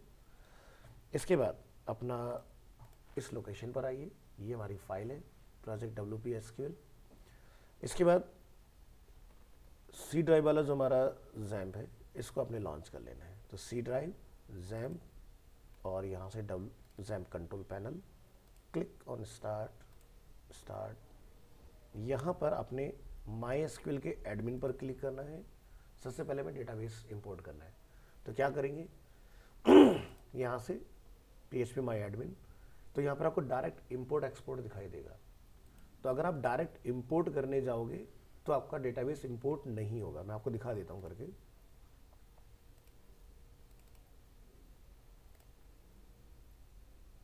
एरर आ चुका है, सेम नाम का डेटाबेस करेक्ट। तो सबसे पहले आपको डेटाबेस सेम नाम से क्रिएट कर लेना है। हमारा डेटाबेस हमने बनाया था project_WP, क्लिक ऑन क्रिएट।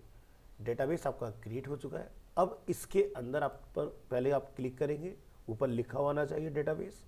उसके बाद इंपोर्ट में अब आप यहाँ से करेंगे choose file, select your database and click on import. अब सक्सेसफुल आपको रिटर्न करेगा। आ रहा है सब कुछ ग्रीन में। तो डेटाबेस हमने एक मशीन से दूसरी मशीन में ऐसा सिनेरियो समझ लिया है। ठीक है, इसके बाद अब आप पहले वाले जितने भी फोल्डर हैं उन सबको क्लोज कर लीजिए, और हम यहाँ से रिक्वेस्ट करेंगे लोकल होस्ट, क्या था, प्रोजेक्ट, और ये कॉलन भी हटाइए, यहाँ से एंटर करेंगे।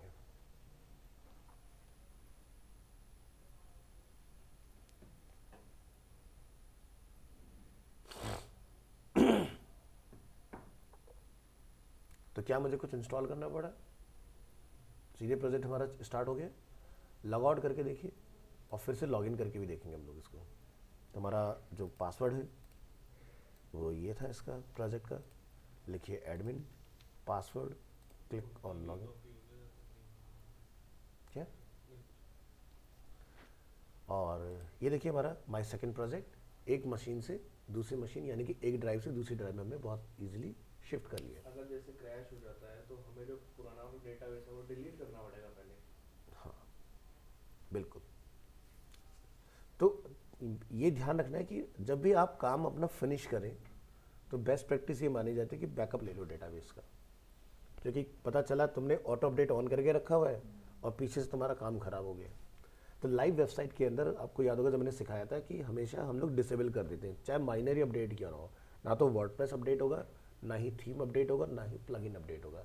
क्योंकि आपकी एब्सेंस में आप रात को सो रहे हो, क्योंकि इसमें हफ्ते भर में अपडेट आते हैं, और आपकी एब्सेंस में अगर अपडेट हो गया तो आपका काम खराब हो जाएगा सारा। फ्यूचर तो कभी ना कभी अपडेट करना ही पड़ेगा ना। इसलिए मैंने बोला पहले ऑफलाइन टेस्ट देन डिप्लॉय। जब हम लोग प्रोडक्शन में काम करते हैं हम लोग 3 सर्वर बनाते हैं, एक जिस पर काम कर रहे हो, एक टेस्टिंग और एक फाइनल सर्वर। तो 3 जगह टेस्टिंग होती है, तब डेटा जाता है। कभी भी नया अपडेट जो होगा वो सीधे पुश नहीं किया जाता है, उसको पहले 10-15 दिन चेक करा जाता है अपनी टीम के अंदर ही। नहीं, लेकिन जैसे कोई अपडेट आया, हाँ। अभी हम उसके लोअर वर्जन पे काम कर रहे हैं, हाँ। तो अपडेट आ गया उसका। हाँ। अब वो तो हमें मैंडेट करना ही पड़ेगा आज ही तो पहले। हाँ, तो इसलिए पहले जो नया अपडेट आया लोकल मशीन में डालो, अपना डेटाबेस इंपोर्ट कर लो अपने कंप्यूटर के अंदर। जब उसको अपडेट करने का हमारी फाइल हो गई खराब या जो भी हमारी थीम में दिक्कत आ गई, हाँ, ठीक तो करनी पड़ेगी ना कभी अपडेट करके। इसीलिए बोल रहा हूँ आपकी प्रॉब्लम नहीं आएगी। जो प्रोसेस मैं बता रहा हूँ, देखिए सपोज करिए कि ये हमारा लाइव चल रहा है, तो लाइव का डेटाबेस एक्सपोर्ट कर लीजिए, ऑफलाइन में डालिए, वर्डप्रेस की थीम अपनी डाल दीजिए। आपके देखो इस फोल्डर में, जो ये फोल्डर है हमारा, इसको ज़रा थोड़ा सा समझते हैं हम लोग। ये जो हमने सी ड्राइव के अंदर एच डॉक्स में ये फोल्डर रखा है ना प्रोजेक्ट, आप जब भी कोई पेज बनाते हो इसमें नहीं बनता। आप कोई पोस्ट बनाते हो इस फोल्डर में कुछ भी नहीं हो रहा होता है। तो होता क्या है यहाँ पर, यहाँ सिर्फ इतना होता है, जो देख रहे हैं आप WP कंटेंट, यहाँ पर थीम आती है, जो प्लगइन आप डालते हैं वो प्लगइन यहाँ पर आते हैं, जो आप फोटोज़ ऑडियोज़ वीडियोज़ अपलोड करते हैं वो यहाँ पर आते हैं। इसके अलावा इस फोल्डर में कुछ भी नहीं होता है। तो ये तो आप सीधे अपना वही थीम अपना डिफ़ॉल्ट उठा के रखिएगा और आपका काम कर जाएगा। पेजेस कहाँ होते हैं, पेजेस डेटाबेस में होते हैं, पोस्ट भी डेटाबेस के अंदर होती हैं, इमेजेस के URL भी डेटाबेस में ही होते हैं। तो इस फोल्डर में आप कभी भी नोटिस कर लेना, सिर्फ और सिर्फ जो वेटेज बढ़ेगा वो WP कंटेंट का बढ़ेगा। आप कितने बड़ा वर्डप्रेस की वेबसाइट देख रहे हैं ना, ये नंबर ऑफ पेजेस आपको इतने ही दिखाई देंगे, इसमें कुछ होता ही नहीं है। ये तो सिर्फ सपोर्टिंग फाइल है, ये एक मॉडल है, ठीक है, टेम्पलेटिंग जिसको हम लोग बोलते हैं। सारा जो काम चल रहा है वो इसके अंदर है, जो आपका डेटाबेस है। तो इसको बचाना होता है, ये बचा हुआ है, आप जहाँ मर्जी जब मर्जी डेटा लाइव लेके आ सकते हो। हम वहाँ से डेटाबेस एक्सपोर्ट करके लाए, फटाफट से हमारा काम हो गया। तो लाइव जब भी आप अपडेट कर रहे हैं तो क्या क्या चीज़ों पर हमें ध्यान रखना है वो भी मैं आपको दिखा देता हूँ। तो जैसे आप प्लगइन में जाओगे, ठीक है, और आप बोलते हैं कि मुझे कोई प्लगइन जो मैंने डाला हुआ है, मैं ऐड न्यू प्लगइन पर आ जाता हूँ। और जैसे कि हम लोग यहाँ पर यूज़ कर लेते हैं एग्जांपल के लिए गूगल किट फॉर एग्जांपल। तो जो भी आपका आपने प्लगइन इंस्टॉल किया होगा तो यहाँ पर ना लिखा हुआ आता है, जब अपडेट का टाइम आएगा तो यहाँ पर आप देख लें एक बार कि कंपैक्टेबल है कि नहीं मेरे वर्जन के साथ। अगर कंपैक्टेबल लिखा रहे कर सकते हो, लेकिन फिर भी बैकअप जरूर लेना है।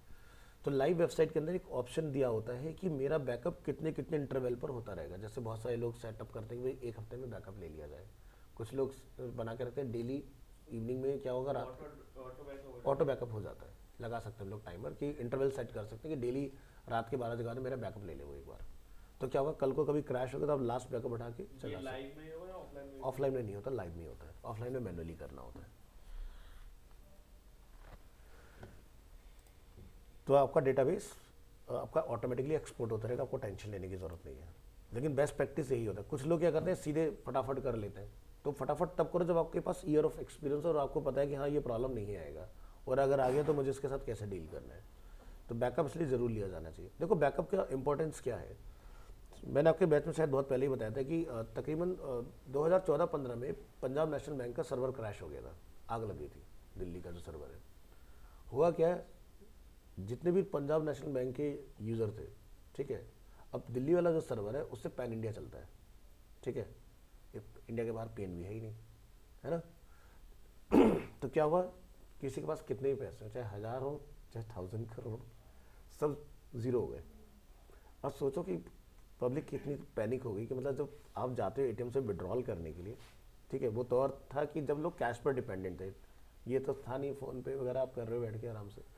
तो हुआ क्या, सारे लोग परेशान हुए बहुत भयंकर तरीके से कि भाई अब पैसा कहाँ गया। अच्छा बैंक खुले हुए हैं, अंदर बेचारे वो लोग भी परेशान, वो भी क्या बताएं कि भाई तुम्हारे अकाउंट में है कि नहीं है। किसी और बैंक में अगर आप कार्ड कनेक्ट कर रहे हो तो वहाँ भी आपका काम नहीं हो रहा है। क्यों, क्योंकि जब आप किसी अदर बैंक में ATM कार्ड इंसर्ट करते हो वो पिंग भेजता है आपके बैंक को, फिर वहाँ से चेक करता है कि आपके पास अमाउंट सफिशिएंट है विड्रॉल के लिए या नहीं है। तो कुछ भी नहीं, हर जगह 0 तकरीबन हफ्ता भर लोग ऐसे ही परेशान हुए। अब सोचो कि उस टफ टाइम में किसी को हॉस्पिटल की इमरजेंसी हो, किसी भी तरह की इमरजेंसी हो, क्या करेगा बेचारा बंदा, कुछ नहीं। अब बैंक से भी आप जाके ये नहीं कि चलो चेक जाके काट के सेल्फ में विड्रॉल कर लाते हैं, क्योंकि बैंक खुद कंप्यूटर में डेटा डालता है। अब रजिस्टर तो सिस्टम है नहीं कि भाई आपका फाइल खोली और देखा जी इतने पैसे जमा है, जो पहले ट्रेडिशनल तरीका था। तो किसी का भी प्रॉब्लम ही सॉल्व नहीं हफ्ते भर तक। फ़ायदा आया बैकअप का। तो बैंक हमेशा क्या करता है, बैकअप लेता है 3 जगह।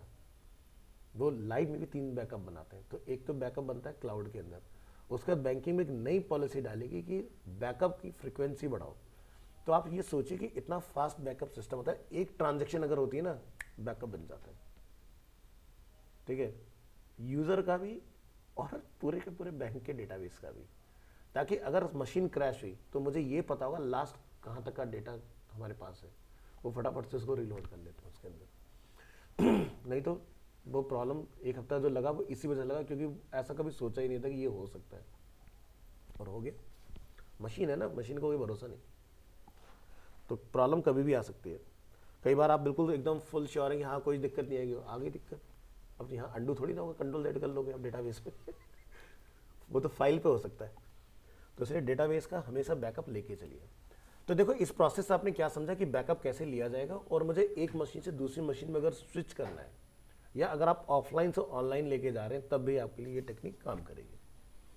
चलिए, तो ये पार्ट हमने सीख लिया। अब हमारे पास सी ड्राइव के अंदर भी अवेलेबल है अपना प्रोजेक्ट का फोल्डर। तो चलिए फिलहाल इसी पे कर लेते हैं चीज़ों को, आगे की प्रॉपर्टीज समझ लेते हैं क्या क्या इसमें अवेलेबल है। नेक्स्ट आता है most important part, post. WordPress में पेजेस से ज़्यादा पोस्ट की वैल्यू है, ठीक है। अब पोस्ट की वैल्यू ज़्यादा क्यों है, क्योंकि मान लीजिए कि आप कोई ऐसा प्रोजेक्ट बना रहे हैं जिसमें रेगुलर कंटेंट अपडेट होता है, ठीक है। तो इसको ऐसा समझिए जैसे कि काफ़ी साइट्स जो है आज की डेट में ब्लॉग मैकेनिज्म में आ चुकी हैं। ब्लॉगिंग यानी कि जहाँ पर वीक में 2 पोस्ट जा रहे हैं, या फिर आप हो सकता है कि रेगुलर जा रहे हो, या फिर हो सकता है एक दिन में पर मिनट आपका कोई पोस्ट जा रहा हो। अब ऐसी वेबसाइट्स कौन सी होंगी, न्यूज़ की वेबसाइट, जहाँ पर आप डेली का न्यूज़ पोस्ट कर रहे हैं। तो ANI जैसा मॉडल जो मैंने आपको पहले बताया था कि मिनिमम 600 न्यूज़ और मैक्सिमम 1400 न्यूज़, जब मैं काम कर रहा था तब इतने आते, तो अब तो और फ्रिक्वेंसी बढ़ी होगी। अब इनके पास इतना न्यूज़ इसलिए होता है क्योंकि ये न्यूज़ को सेल करते हैं। इसी तरह से दूसरी वेबसाइट होती है PTC, ठीक है। तो PTC के साथ भी सेम है, वो भी अपना पूरा डेटा अलग अलग एजेंसीज को शेयर कर रहे होते हैं। तो यहाँ पर वो लोग क्या करते हैं, नए पेज ना बना के नए पोस्ट बनाते हैं। पोस्ट का बेनिफिट क्या होता है, इसका जो लोड होता है वो ऑन डिमांड होता है। अगर आप उस पेज पर गए, पोस्ट पर जाओगे ही नहीं, तो उसका लोड कभी काउंट ही नहीं होगा। तो वो क्या होगा, ऑन रिक्वेस्ट तभी आपका पेज बन के तैयार होता है। इसको समझने के लिए ecommerce website one of the best example है। आप यहाँ आ जाएं, जैसे कि हम लोग टी शर्ट पर क्लिक करते हैं, तो टी शर्ट का जो ये हम लोग पार्ट देख रहे हैं, ये एक मॉडल बना हुआ है, यानी कि ये भी एक तरह से डायनामिक है। ये वाला सेक्शन जो हम लोग देख रहे हैं, आप टी शर्ट की जगह पर अगर मैं यहाँ पर ले लेता हूँ फॉर्मल शर्ट्स, तो क्या होगा, डेटा बदलेगा, लुक एंड फील सेम है पेज का। तो ये भी क्या हुआ, एक तरह का टेम्पलेट है। अब मान लीजिए कि भाई मैंने यहाँ से इस शर्ट के ऊपर क्लिक किया और इस शर्ट के ऊपर क्लिक किया, तो क्या हो रहा है, ये देखो पोस्ट है एक तरह से, मतलब बैकएंड में डेटा गया हुआ जो ऑन रिक्वेस्ट इस टेम्पलेट में लोड हो रहा है। यानी कि आप यहाँ देखोगे तो सिर्फ टाइटल और जो पर्सन है बस वो चेंज हो रहे हैं, बाकी सब कुछ डिज़ाइन लेआउटिंग सेम है इसके अंदर। तो यानी कि पूरे फ्लिपकार्ट में चाहे ट्रिलियंस ऑफ प्रोडक्ट क्यों ना हो, ये पेज एक ही बना एक बार, बस डेटा क्या होता है बैकएंड से मैच होकर उस रिक्वेस्ट में चेंज हो जाता है। अब जैसे ANI के अगर हम लोग एग्जांपल से समझें इसको, ये ANI न्यूज़ वेबसाइट है, तो ये पहला वाला पेज है, ठीक है, ये डिज़ाइन किया गया। अब आप कोई भी न्यूज़ ओपन कर लीजिए, जैसे मैं ये व्हाट्सएप में 2 कैटेगरी ओपन करता हूँ, आप देख सकते हैं यहाँ पर कोई भी चेंज आपको नहीं मिलेगा, सिर्फ डेटा बदलेगा। जब मैं दूसरे पर जाऊँगा, क्या कुछ और बदलाव हो रहा है इसमें, ये क्या है, पोस्ट है। तो ये होता है फ़ायदा पोस्ट बनाने का। अगर आप जितने न्यूज़ होंगे उतने पेज बना दोगे तो आपकी वेबसाइट इतनी हैवी हो जाएगी, चाहे रिएक्ट क्या कुछ भी लगा लो, कोई फ़ायदा नहीं है, क्योंकि नंबर ऑफ पेजेस आपके लोड क्रिएट करते हैं, नंबर ऑफ पोस्ट आपके लोड क्रिएट नहीं करते हैं। अब यहाँ से अगर हम लोग होम पेज पर आ जाए, चलो हम इसी का ट्रम्प का एग्जांपल ले लेते हैं। तो नीचे आप नोटिस करेंगे एक टैग अवेलेबल होगा ट्रम्प के नाम से, ये है। तो डोनाल्ड ट्रंप से रिलेटेड आज तक कितने न्यूज़ लिखे गए वो आपको यहाँ पर नीचे पता चलेगा, कितने, 685। एक पेज पर 12 न्यूज़ है, 685 मल्टीप्लाई विद 12 आप कर लीजिए कितना नंबर ऑफ पोस्ट इसका अवेलेबल है यहाँ पर, ठीक है। लेकिन वेबसाइट में क्या, मुझे क्लिक करने के बाद कोई किसी तरह का डिले मिल रहा है, इंस्टेंट काम हो रहा है ना, क्योंकि ये पूरी की पूरी जो साइट है ये पाइथन और जेंगो के अंदर डिज़ाइन है। अगर मैं यहाँ पर जाके लिख देता हूँ एडमिन, तो आप इसका ये देखेंगे, तो ये पाइथन जेंगो का इंटरफेस होता है। जैसे वर्डप्रेस हम लोग लॉगिन करते हैं ना, वैसे ही ये भी एक आपका जेंगो फ्रेमवर्क लगा हुआ है जिसके ऊपर सारा काम हो रहा है, ये बैकएंड होता है जेंगो। सो गूगल जो यूज़ करता है ना अपनी जितनी भी चीज़ें बनाने के लिए, वो फ्रंट एंड चलाता है एंगुलर JS में, ठीक है, जो कि आपका फ्रंट एंड के लिए यूज़ होता है, और बैक एंड के लिए गूगल पूरा हर जगह जेंगो का ही इस्तेमाल करता है। अभी जेंगो का ही क्यों यूज़ करते हैं, क्योंकि जेंगो ना पाइथन के साथ हाईली कंपैक्टेबल है। अब वो क्या करते हैं, फोरकास्टिंग निकालते हैं, एनालिसिस करते हैं, machine learning, AI, artificial intelligence, तो इसलिए वो इस पर ज़्यादा डिपेंडेंट है।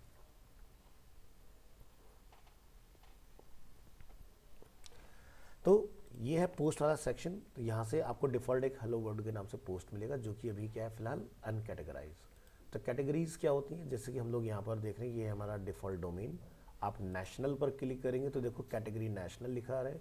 नेशनल में अगर आप जनरल न्यूज़ में आएंगे तो आप देखेंगे कैटेगरी नेशनल, नेशनल में जनरल न्यूज़, यानी कि मेन कैटेगरी का चाइल्ड पार्ट हुआ नेशनल, नेशनल का चाइल्ड पार्ट हुआ जनरल न्यूज़। इस तरह से ऐसे आप यहाँ पर हॉलीवुड बॉलीवुड चूज़ करेंगे तो ये देखो कैटेगरी में एंटरटेनमेंट का चाइल्ड पार्ट है। तो कैटेगरीज हम लोग बनाना सीखेंगे, किस तरह से कैटेगरीज बनती हैं, क्योंकि अगर आप कैटेगरी नहीं बनाओगे तो एंड यूज़र को आप सही डेस्टिनेशन पर नहीं पहुंचा पाओगे। जैसे एग्जांपल के लिए मुझे टी शर्ट ढूंढना, टी शर्ट क्या एक कैटेगरी है, हम कैटेगरी टाइप करते हैं, उस कैटेगरी के सारे टी शर्ट्स हमारे सामने आ जाती है। अब उस कैटेगरी में और कैटेगरी क्या है, जैसे कि भाई किसी को पोलो टी शर्ट चाहिए, किसी को राउंड नेक टी शर्ट की रिक्वायरमेंट है, किसी को फुल स्लीव्स टी शर्ट की रिक्वायरमेंट है, किसी को हाफ स्लीव्स टी शर्ट की रिक्वायरमेंट है। तो ये क्या है, अगेन उसके के सब कैटेगरीज हो गए, टी शर्ट कैटेगरी है। तो इसी तरह से यहाँ पर कैटेगरीज बनती हैं यहाँ से। तो बाय डिफ़ॉल्ट अनकैटेगराइज होता है। ये अनकैटेगराइज आपको इसलिए देता है क्योंकि इसको नहीं पता कि आप क्या कैटेगरी बनाओगे, तो अपनी कैटेगरी को आप इसी को पकड़ के रीनेम कर सकते हो। इसके साथ में आपको यहाँ मिलता है पोस्ट। जो भी आप यहाँ से अपना पोस्ट बनाना चाहते हैं वो आपको यहाँ पर दिखाई देगा, ठीक है। तो ये देखिए ऐड टाइटल, यहाँ से अपना ब्लॉग। अभी हम लोगों ने थीम वगैरह नहीं इंस्टॉल किया है तो ये बिल्कुल बेसिक्स आपको दिखाई देगा। जब आप थीम इंस्टॉल कर लेंगे तो ये उसी के हिसाब से आपको चेंज मिलेगा। तो यहाँ से आप कैटेगरी अपनी ऑन डिमांड क्रिएट भी कर सकते हो। यहाँ से होते हैं टैग्स। टैग्स क्या होते हैं, जो भी न्यूज़ आप ओपन करते हैं उसके बिलो में आपको नीचे मिल जाएगा ऑप्शन टैग्स। टैग्स सर्च के लिए यूज़ किए जाते हैं, जैसे कि हमने लिखा गोवा, या फिर हमने चूज़ किया इंडिया रेसिंग फेस्टिवल 2025, इससे रिलेटेड जितने भी न्यूज़ होंगे वो आपको यहाँ मिलेंगे। तो फिलहाल सिंगल न्यूज़ इससे रिलेटेड पोस्ट हुआ है। अब यही टैग अगर किसी और न्यूज़ में पोस्ट हो गया तो वहाँ पर आपके न्यूज़ डबल हो जाएंगे, फिर 3 होंगे, 4 होंगे, ऐसे बढ़ते जाएंगे इसके अंदर। लेकिन हम लोग जॉन अब्राहम का अगर टैग क्लिक करेंगे तो जॉन से रिलेटेड कितना न्यूज़ आज तक आया है लाइव सारा मिलेगा। तो 26 × 12 आपको पता चल जाएगा कितनी नंबर ऑफ न्यूज़ यहाँ पर अवेलेबल है जॉन अब्राहम से रिलेटेड। तो इस तरह से आपको मिलेगा। ऐसे आप जैसे यहाँ से सलमान खान, अक्षय कुमार कुछ भी चूज़ कर लीजिए। ये जो मैं सर्च कर रहा हूँ ये भी टैग से ही हो रहा है सर्च।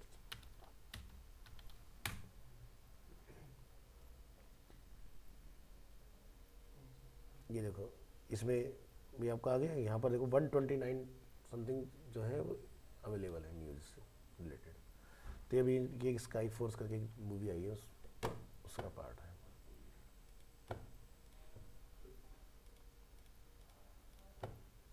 ठीक है, तो टैग का रूल समझ में आया। तो टैग आपका हेल्पफुल होता है सर्च फ्रेंडली बनाने के लिए आपकी पोस्ट को। मीडिया जो भी इमेजेस और वीडियो और ऑडियो आप अपलोड करेंगे वो आपको यहाँ दिखाई देगा। तो आप यहाँ से जाके ऐड न्यू पर क्लिक करेंगे। ऑफलाइन आप 40 MB 1 गो में अपलोड कर सकते हो, ठीक है, एक बार में 40 MB डेटा। ये नहीं कि टोटल 40 MB ही यहाँ पर हम लोग अपलोड कर सकते हैं। अपलोड आप 4 GB कर दो, कोई दिक्कत नहीं है, लेकिन 1 गो में 40 MB। ये चीज़ हम लोग PHP INI एक फ़ाइल होती है, हम वहाँ जाके चेंजेस कर देंगे तो ये लिमिट आप बढ़ा सकते हो। ऑनलाइन में आपका 40 MB का कैपिंग नहीं होगा। जैसे आप होस्टिंगर पर अगर जाओगे तो 128 MB तक का आपको सपोर्ट मिलेगा, वहाँ पर भी आप चेंज कर सकते हो। कहाँ चेंज नहीं होगा, जैसे मैं कुछ आपको फ्री टेस्टिंग वेबसाइट सिखाऊंगा जहाँ से हम लोग अपनी वर्डप्रेस के प्रोजेक्ट को लाइव लेके आ सकते हैं। तो फ्री साइट में आप ये काम नहीं कर पाओगे, ठीक है। लेकिन पेड जब अपना अकाउंट हम लोग बाय करते हैं तो वहाँ पर मेरी चॉइस में जितना मर्जी डेटा अपलोड कर सकता हूँ। लेकिन कैपिंग क्यों लगाई जाती है, पता चला कि गलती से आपने Ctrl+A सेलेक्ट ऑल करके आपने अपलोड कर दिया तो उसमें 2 GB कोई पिक्चर भी आपने डाल दी उठा के, तो ऐसी मिस्टेक नहीं होनी, तो एरर कर देगा आपको वहाँ पर कि आप ज़रूरत से ज़्यादा डेटा लेके जा रहे हो। तो ये कैपिंग होना ज़रूरी होता है, तो इसको चेंज किया जा सकता है। ये यहाँ पर एक आपको ऑप्शन मिल जाता है, ये अपना अपाचे है। यहाँ से हम लोग कॉन्फ़िगरेशन में जाएंगे तो यहाँ से आपको ब्राउज़ करके, ठीक है, इधर आ जाना है और यहाँ से मैं डायरेक्ट फाइल भी मिल जाएगा। इसी में आप यहाँ पर देखेंगे this is a PHP INI, मतलब PHP इन्फॉर्मेशन, ठीक है। तो यहाँ पर अगर आप जाके फाइंड करेंगे अपलोड, तो फाइल अपलोड यहाँ पर आप देखिए आपका ऑन है, तभी आपका फाइल वगैरह जो होता है वो अपलोड हो पाता है। इसी की वजह से अगर ये ऑफ होगा तो आप वर्डप्रेस के अंदर क्या मतलब PHP का अगर हम कस्टम कोडिंग करें तो वहाँ पर भी हमारी इमेज अपलोड नहीं होती। तो ये पहला चेक होता है। तो अब ये ऑन आने लगा है। पहले जब हमारा बहुत अच्छा स्पीड नहीं हुआ करता था इंटरनेट वगैरह का, तो ये डिफ़ॉल्ट ऑफ रहता था। पता चला आपने ऑन कर लिया और किसी ने अपलोड कर दिया उसके अंदर डेटा, तो वेबसाइट आपकी हैवी हो जाया करती थी। तो यहाँ पर आप देखें maximum allowed size for upload कितना लिखा रहा है, 40 MB, है ना। तो यहाँ पर M स्टैंड फॉर MB, तो आप इसको अगर चेंज कर देंगे तो ये आपका चेंज हो जाएगा। दूसरा क्या लिखा रहा है, एक कंट्रोल A करके अगर मैं अपलोड कर रहा हूँ तो 20 फाइल से ज़्यादा ये नहीं लेगा, ठीक है। तो इसका भी कैपिंग यहाँ पर अवेलेबल है, आप इसको भी चेंज कर सकते हो। तो जैसे मैं यहाँ पर जाके इसको लिख देता हूँ कि भाई 128 MB का मेरा अपलोड साइज हो जाना चाहिए, तो वो आप यहाँ से चेंज कर सकते हो, ठीक है। और देख लीजिए कहीं पर अपलोड वगैरह से रिलेटेड अगर कोई हमें मिलता है इसमें, ऑलमोस्ट हम लोग एंड पर आ गए, कुछ नहीं है। बस आपने यहाँ से फाइल को कंट्रोल S करना है, क्लोज करना है और एक बार अपना यहाँ पर रीलोड कर लेना है, ठीक है। क्लिक करेंगे यहाँ से, अभी एक फाइल और होगी वहाँ पर भी हमें चेंज करना पड़ेगा, या फिर एक बार इसको लॉग आउट करके दोबारा से रन कर लीजिएगा।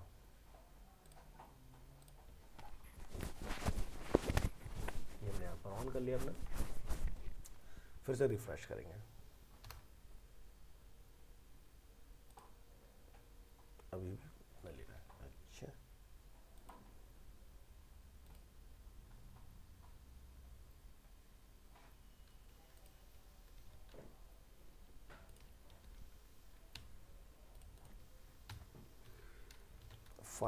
M पोस्ट मैक्स साइज, इसको भी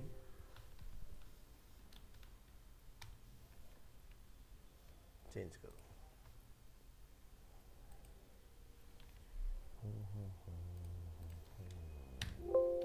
ठीक है, 128M।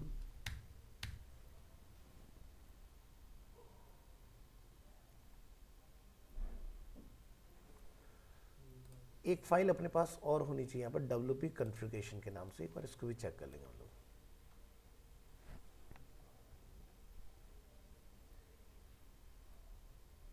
Authentication root database, login करके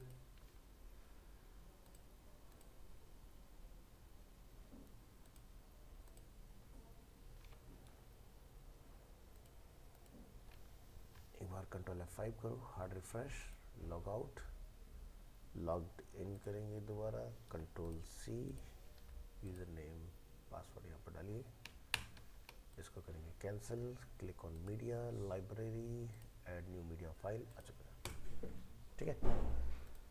तो अपनी INI फाइल के अंदर ही कंट्रोल दिया हुआ है, वहीं से आप इसको कर लीजिए, ठीक है। तो बढ़ाया जा सकता है, आपकी चॉइस है कितना रहता है।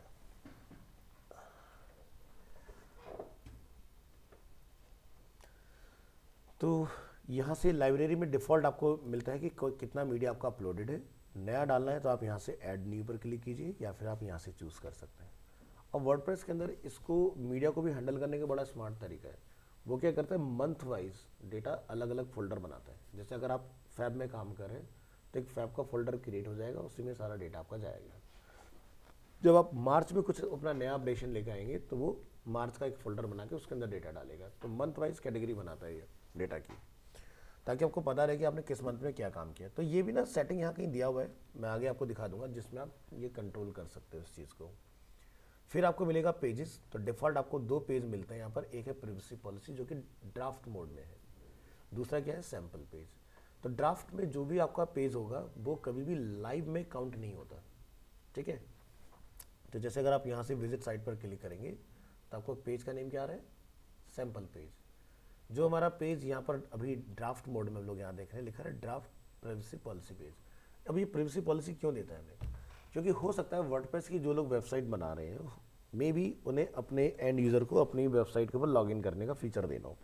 तो जब भी हम लोग फीचर की बात करते हैं कि यूज़र लॉगिन कर सकता है आपकी साइट के अंदर, तो आप जो यूज़र का डेटा कैप्चर कर रहे हैं, मे बी उसका ईमेल, उसका फ़ोन नंबर, उसका यूज़र नेम, पासवर्ड, जो भी चीज़ है, तो क्या पॉलिसी है आपकी, क्या आप उसका डेटा अपने पास सिक्योर रखेंगे, क्या आप किसी थर्ड पार्टी को वो डेटा सेल कर देंगे आगे।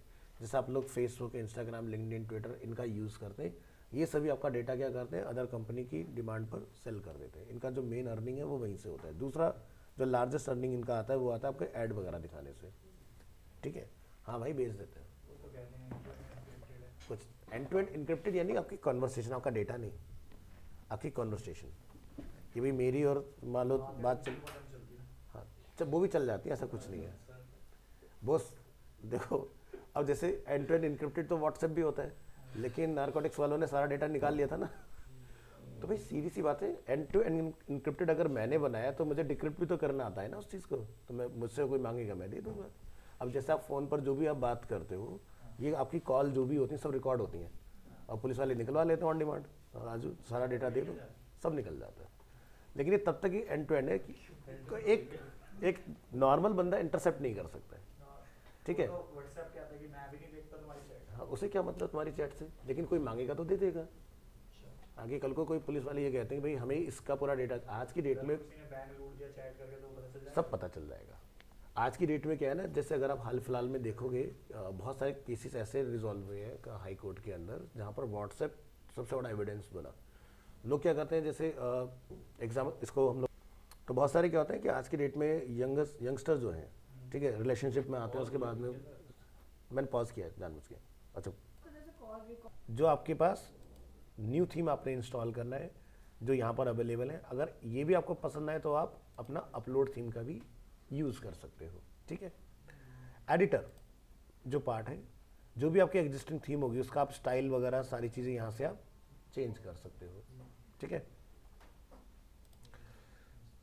नेक्स्ट प्लगइन्स, ये आपके एक तरह के, जैसे हम लोग रिएक्ट में बनाते हैं ना अपने मॉड्यूल इंस्टॉल करते हैं npm लिख के, ये उसी तरह के आपके मॉड्यूल्स हैं बने बनाए, ठीक है। इनका काम क्या है कि भाई आपको कोड नहीं करना है, आपको जैसे कोई फॉर्म बनाना है तो आप यहाँ जाके जैसे ऐड न्यू प्लगइन पर जाएंगे, और वर्डप्रेस में फॉर्म बनाने का सबसे फेमस प्लगइन होता है कॉन्टैक्ट फॉर्म 7, ठीक है, इसका आप यूज़ करें।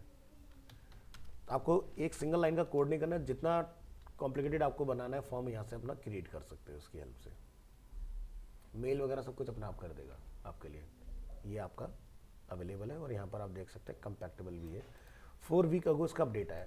अगर किसी का बहुत लंबे टाइम से अपडेट नहीं आया, 2 महीने हो गए, 3 महीने हो गए, ऐसा प्लगइन कभी भी ट्राई नहीं करना है, क्योंकि यानी कि उसके ऊपर काम हो नहीं रहा है और कल को वो आपके लिए प्रॉब्लम क्रिएट कर सकता है।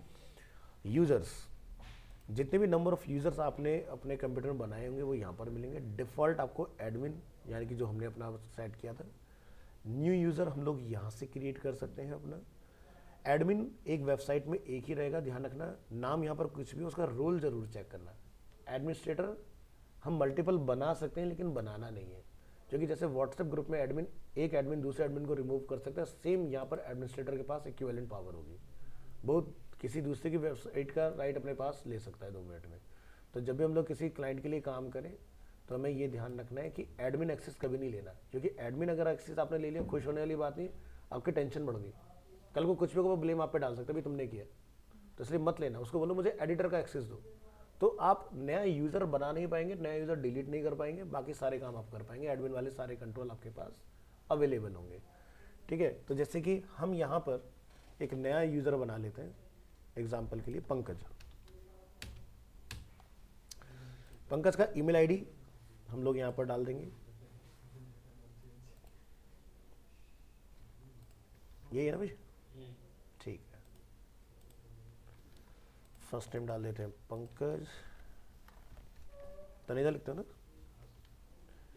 आपकी वेबसाइट हम लोग यहाँ छोड़ देते हैं, पासवर्ड ये है पंकज का, फिलहाल उसको मैं डेमो रख देता हूँ पासवर्ड का नेम। तो यहाँ पर क्लियरली बता रहे हो वेरी वीक, हम लोग टेस्टिंग के लिए कर रहे हैं, तो यहाँ से ये एक्नॉलेज कराएगा भाई, कंफर्म करो कि भाई आप गारंटी ले रहे हो, मैंने कमज़ोर पासवर्ड रखा हुआ है, कल को वर्डप्रेस जिम्मेदार नहीं है।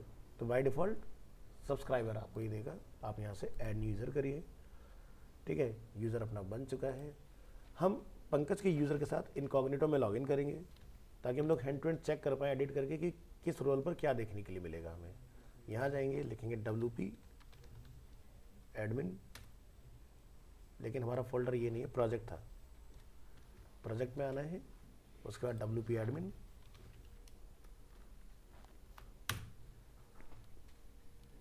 ठीक है। और यहाँ पर है पंकज का यूज़र नेम पंकज,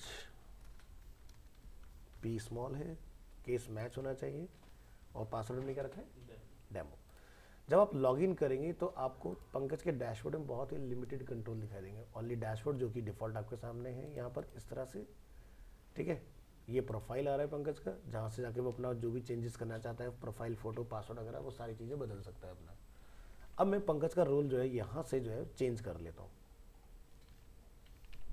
यूजर सिर्फ देख सकते हैं ना सर, यूजर यूज़र जैसे चेंज करके यूजर भी आता है ना, समझा नहीं, दोबारा बताइए। सब्सक्राइबर रोल की मैं रोल अभी चेंज करके दिखा रहा हूँ आपको, ठीक है। जैसे हमने बनाया कंट्रीब्यूटर, यहाँ से हम लोग इसको अपडेट कर देंगे अकाउंट को, ठीक है। और यहाँ पर आके आप इसको रिलोड करेंगे तो कंट्रीब्यूटर क्या कर सकता है, एक नया पोस्ट बना सकता है, यानी पोस्ट में कंट्रीब्यूशन दे सकता है और कमेंट्स वगैरह पर अपना रिप्लाई कर सकता है। तो एजेंसीज हायर करती हैं अलग अलग तरीके से कि भाई किसका क्या काम रहेगा। तो कंट्रीब्यूटर से चेंज करने में आपके पास कुछ एडिशनल कंट्रोल आ गए। इसके बाद हम अगेन रोल चेंज करेंगे, यहाँ से कंट्रीब्यूटर की जगह ऑथर। यूज़र अपडेट किया हम लोगों ने, यहाँ पर रिफ्रेश करेंगे तो हमारे पास अब फोटोज़ वगैरह डालने का भी राइट आ चुका है, ठीक है। इसी तरह से आप अगेन रोल चेंज करेंगे इसके अंदर,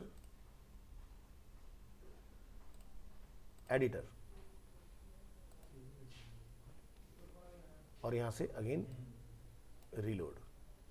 तो अब आपके पास पेजेस का कंट्रोल आ गया, ठीक है। तो पहले हमारे पास पेजेस नहीं था, एडिटर क्या कर सकता है, पेज भी बना सकता है और बाकी सारे काम भी कर सकता है। और लास्ट हमारे पास होता है एडमिनिस्ट्रेटर, ठीक है। तो एडमिनिस्ट्रेटर को आप यहाँ से अपडेट करोगे तो यहाँ आप देखना अभी जो हमारे पास कंट्रोल लेफ्ट हैंड साइड में, वो सारे कंट्रोल यहाँ पर आ जाएंगे। अब ये एडमिन पहले वाले एडमिन को हटा सकता है क्योंकि अब इसके पास ऑल यूज़र का कंट्रोल आ चुका है, पहले नहीं था ये वाला कंट्रोल, ठीक है। तो एक साइट में दो एडमिन नहीं रखना है, चाहे कोई कितना ही सगा संबंधी क्यों ना हो, इसमें कोई वो यार आना नहीं। पता चला कल को काम खराब हो गया फिर ब्लेम गेम खेलते रहो। तो यहाँ पर लिखा है you need a higher level of permission. Back करेंगे और डैशबोर्ड पर आ जाएंगे। अब आपके पास एडिटर के पास सारे राइट्स हैं, ठीक है।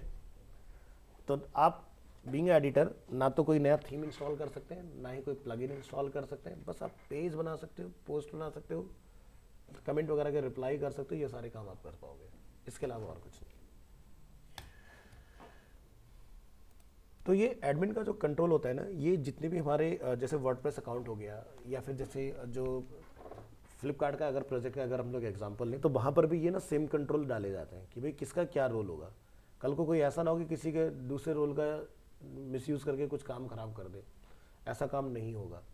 इसी तरह से जितने भी आपके ये सारे सोशल मीडिया प्लेटफॉर्म्स होते हैं उसमें भी जैसे मान लो कि मेरा कोई अकाउंट है और मैंने किसी को एक्सेस देना है कि कोई एजेंसी मेरे बेसिस पर मेरा यूट्यूब वगैरह हैंडल करेगी फॉर एग्जांपल, तो वहाँ पर भी आपके पास कंट्रोल आते हैं कि किसको आपने किस लेवल तक का कंट्रोल देना है। तो एग्जांपल के लिए मैं आपको दिखा देता हूँ।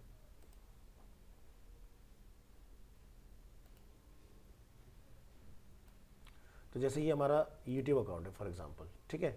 अब इसमें क्या है कि यहाँ से आपके पास एक सेटिंग का ऑप्शन मिलेगा और सेटिंग के अंदर आप यहाँ से परमिशन में आप जाके यहाँ से अपने नया जो रोल है वो डिफाइन कर सकते हो। जैसे मैंने एक अकाउंट को अपना रोल दिया मैनेजर का, ये मेरे बेसिस पर मैनेज कर सकते हैं। यहाँ पर देख रहे हैं manager, editor limited access, subtitle editor, viewer limited access. तो यहाँ पर आप अपना कंट्रोल कर सकते हो, ठीक है। तो ये हर जगह, चाहे फेसबुक हो, इंस्टाग्राम हो, लिंक्डइन हो, ट्विटर हो, आप हर जगह पर अपना मैनेजर अपॉइंट कर सकते हो जो आपके बेसिस पर देखेगा। बहुत सारे लोग गलतियाँ क्या करते हैं कि आज आपने किसी को अपना चैनल दिया, ठीक है, और वो बेचारा अभी ग्रोइंग स्टेज में है, कोई दिक्कत नहीं। कल को जाके जिस बंदे ने चैनल ग्रो करा वो कहता है जी मेरा कब्जा हो गया, उसको मैंने करा सब कुछ, तुम क्या कर लोगे? कुछ नहीं। तो ये जो कंटेंट क्रिएटर बोलते रहते हैं ना मेरा अकाउंट हैक हो गया, वो हैक है कुछ नहीं होता, वो तुमने दिया यारी दोस्ती के चक्कर में, उसके बाद तुम्हारे एक्सेस चले गए। तो ये था आपका ये वाला पार्ट। नेक्स्ट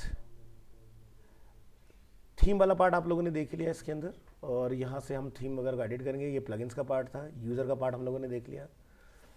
तो यूज़र कभी भी आप अगर डिसेबल करना चाहें यहाँ से, या फिर जैसे मान लीजिए पंकज कहता है भी मैं पासवर्ड भूल गया हूँ अपना, ठीक है, तो हम यहाँ से सेंड पासवर्ड रिसेट का एक लिंक पंकज को शेयर कर सकते हैं। तो बहुत सारी वेबसाइट होती हैं जहाँ पर हम जाके अकाउंट खुद से बना सकते हैं, साइन अप जिसको बोलते हैं। वर्डप्रेस में अगर मैं लॉग आउट यहाँ से कर लेता हूँ, जैसे पंकज का अकाउंट ऑलरेडी यहाँ पर ओपन है, तो आप देखेंगे यहाँ पर रजिस्टर करने का कोई ऑप्शन नहीं है। तो हम चाहते हैं कि कोई भी यूज़र आके मेरी साइट पर रजिस्टर हो जाए। उसके लिए आपने क्या करना है, सेटिंग्स में आना है, जनरल, और यहाँ आने के बाद में आपने बोलना है एनीवन कैन रजिस्टर। आप यहाँ से सेव चेंजेस करेंगे। अब आप यहाँ एक्सपीरियंस करेंगे कि रजिस्टर का कंट्रोल आ चुका है हमारे पास। तो आप अपना यूज़र नेम और ईमेल डिफाइन करेंगे, आपकी आईडी पर एक मेल आएगा वर्डप्रेस से, वहाँ पर आप अपना पासवर्ड सेट करेंगे और आपका अकाउंट क्रिएट हो जाएगा। लेकिन ये ऑफलाइन में नहीं होगा, सिर्फ ऑनलाइन में होगा। बट मैंने आपको फीचर बता दिया कि यहाँ पर आएगा किस तरह से। चलिए, तो ये पार्ट हो गया आपके। नेक्स्ट टूल ऑप्शन मिलेगा आपको टूल्स। टूल्स में आप यहाँ पर ऑप्शंस देखेंगे जैसे कैटेगरीज एंड टैग कन्वर्टर। ठीक है, तो आप यहाँ से क्लिक कर लेंगे तो ये कुछ इस तरह से आपको ऑप्शन मिलेंगे, जैसे ब्लॉगिंग के लिए, कैटेगरी के लिए, लाइव जर्नल के लिए जो हम लोग डालते हैं पोस्ट वगैरह। लेकिन आपको जो सबसे ज़्यादा ज़रूरत आती है वो आती है वर्डप्रेस की। अभी वर्डप्रेस वाला सिस्टम क्या है, मान लीजिए कि आप लाइव आपने वर्डप्रेस अपना इंस्टॉल किया, ऑफलाइन से आप क्या करेंगे, एक्सपोर्ट करेंगे सारा डेटा, और ऑनलाइन में क्या करना होता है, इंपोर्ट करना होता है। तो जैसे अगर आप चाहते हो कि मुझे वर्डप्रेस को माइग्रेट करना है एक जगह से दूसरी जगह, तो आप यहाँ से इसको इंस्टॉल कर लेंगे।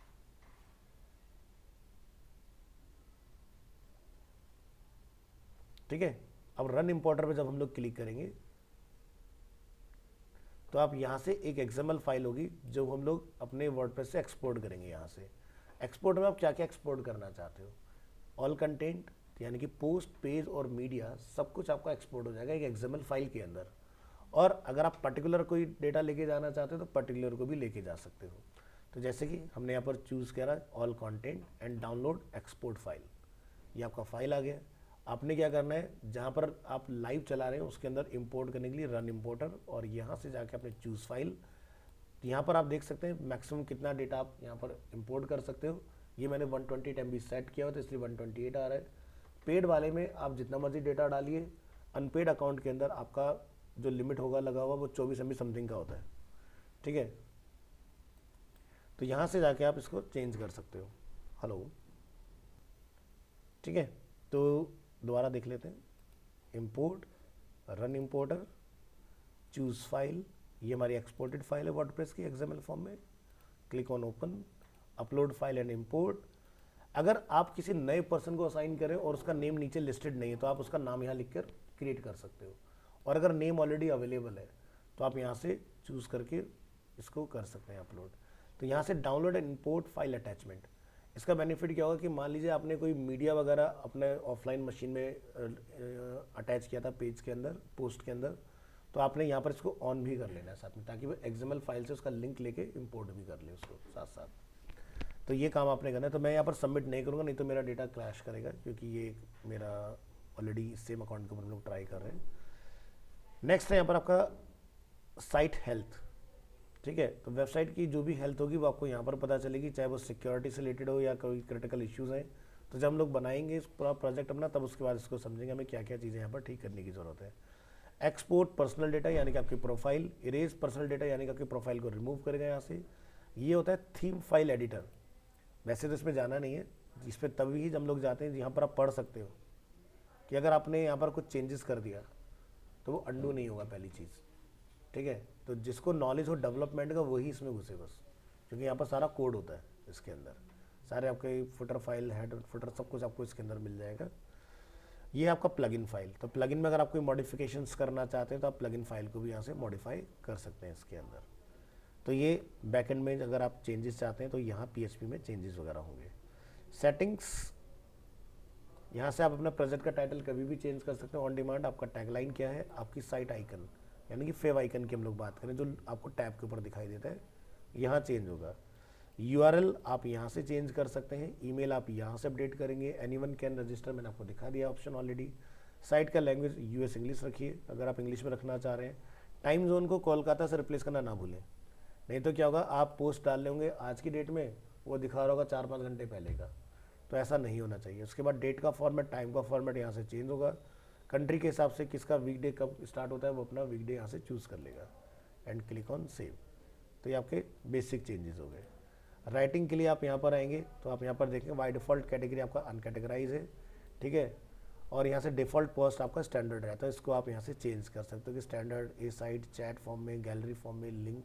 तो ये मैं आपको आगे समझाऊंगा किस तरह से यूज़ होगा। मेल वगैरह अगर हम लोग ऑफलाइन ट्राई करें तो पोर्ट नंबर 110 रहेगा, और ये आपको अपना मेल सर्वर यहाँ लिखना पड़ेगा। जैसे जीमेल पर अगर आप कोई मेल भेजना चाहते हैं तो अपना जीमेल का पूरा डिटेल आपको यहाँ डालना पड़ेगा, जीमेल का पासवर्ड क्या वो आपको यहाँ लिखना होगा। उसके बाद आप यहाँ से कोई मेल वगैरह सेंड कर पाएंगे।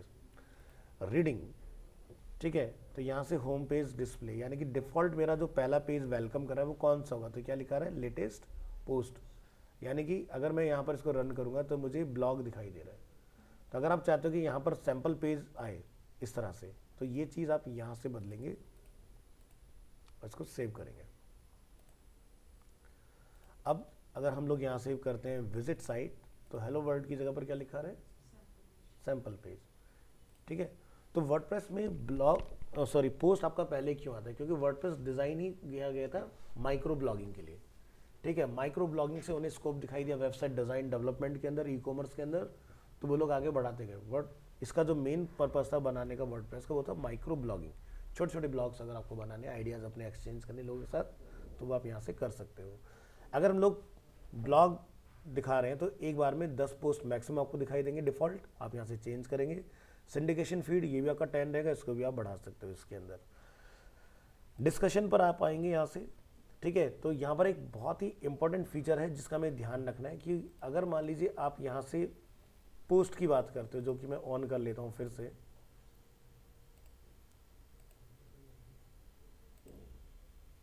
योर लेटेस्ट, सेव, और विजिट साइट पर आप क्लिक करेंगे। तो जो भी आप यहाँ पर अपना ब्लॉग वगैरह लिखते हैं उसमें आपको ना कमेंट का एक ऑप्शन रहता है।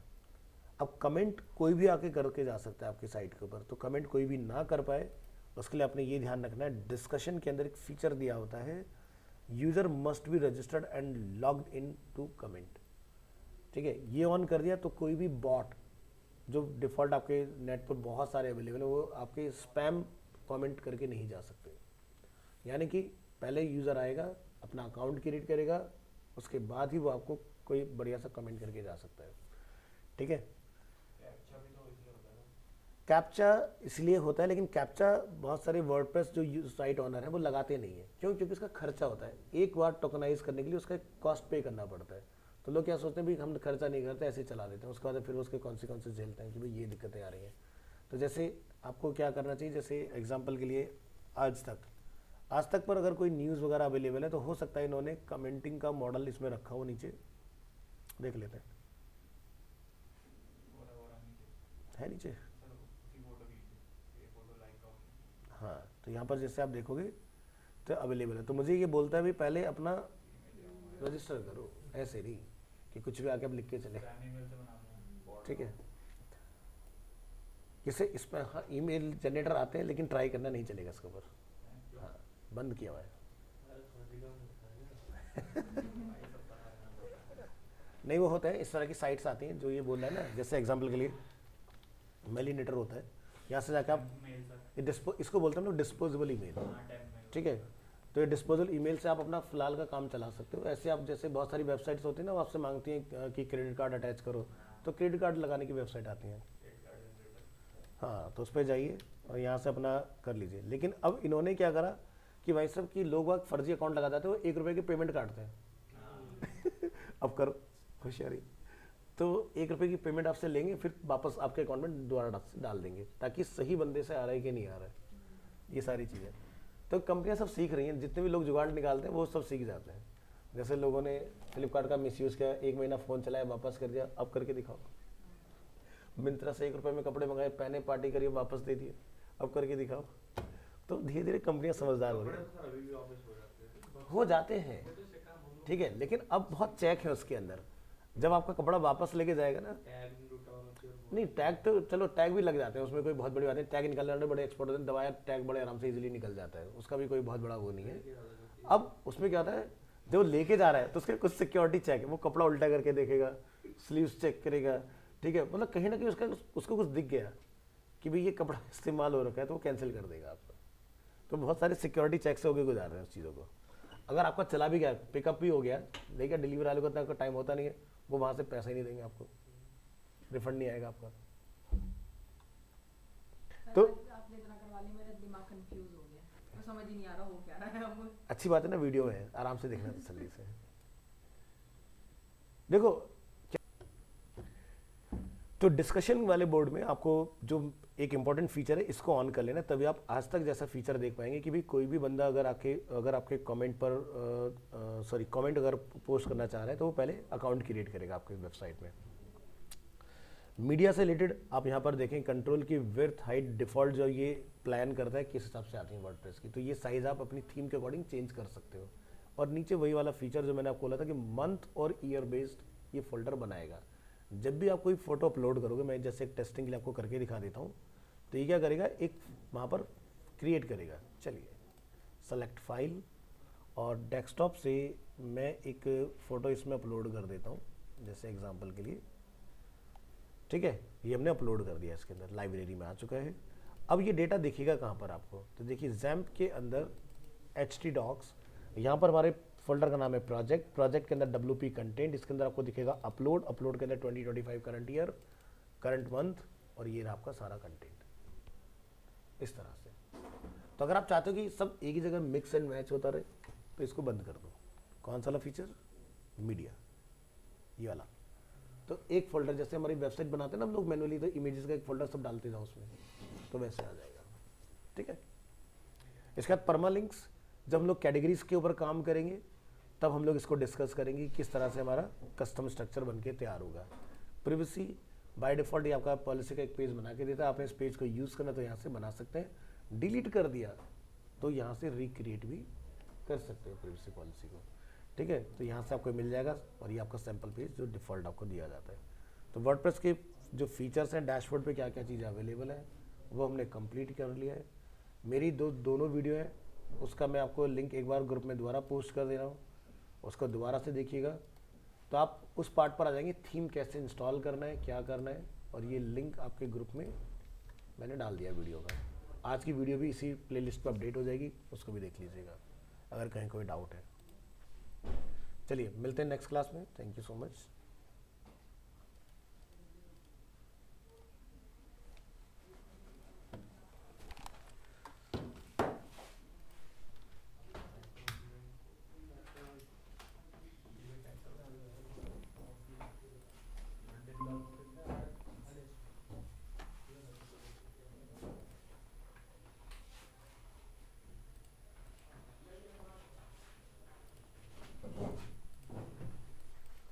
तो माइग्रेशन वगैरह जो है ना, एक अकाउंट से दूसरे यूज़र में, मतलब वो सब करके देख लेना सारी चीज़ें, ठीक है।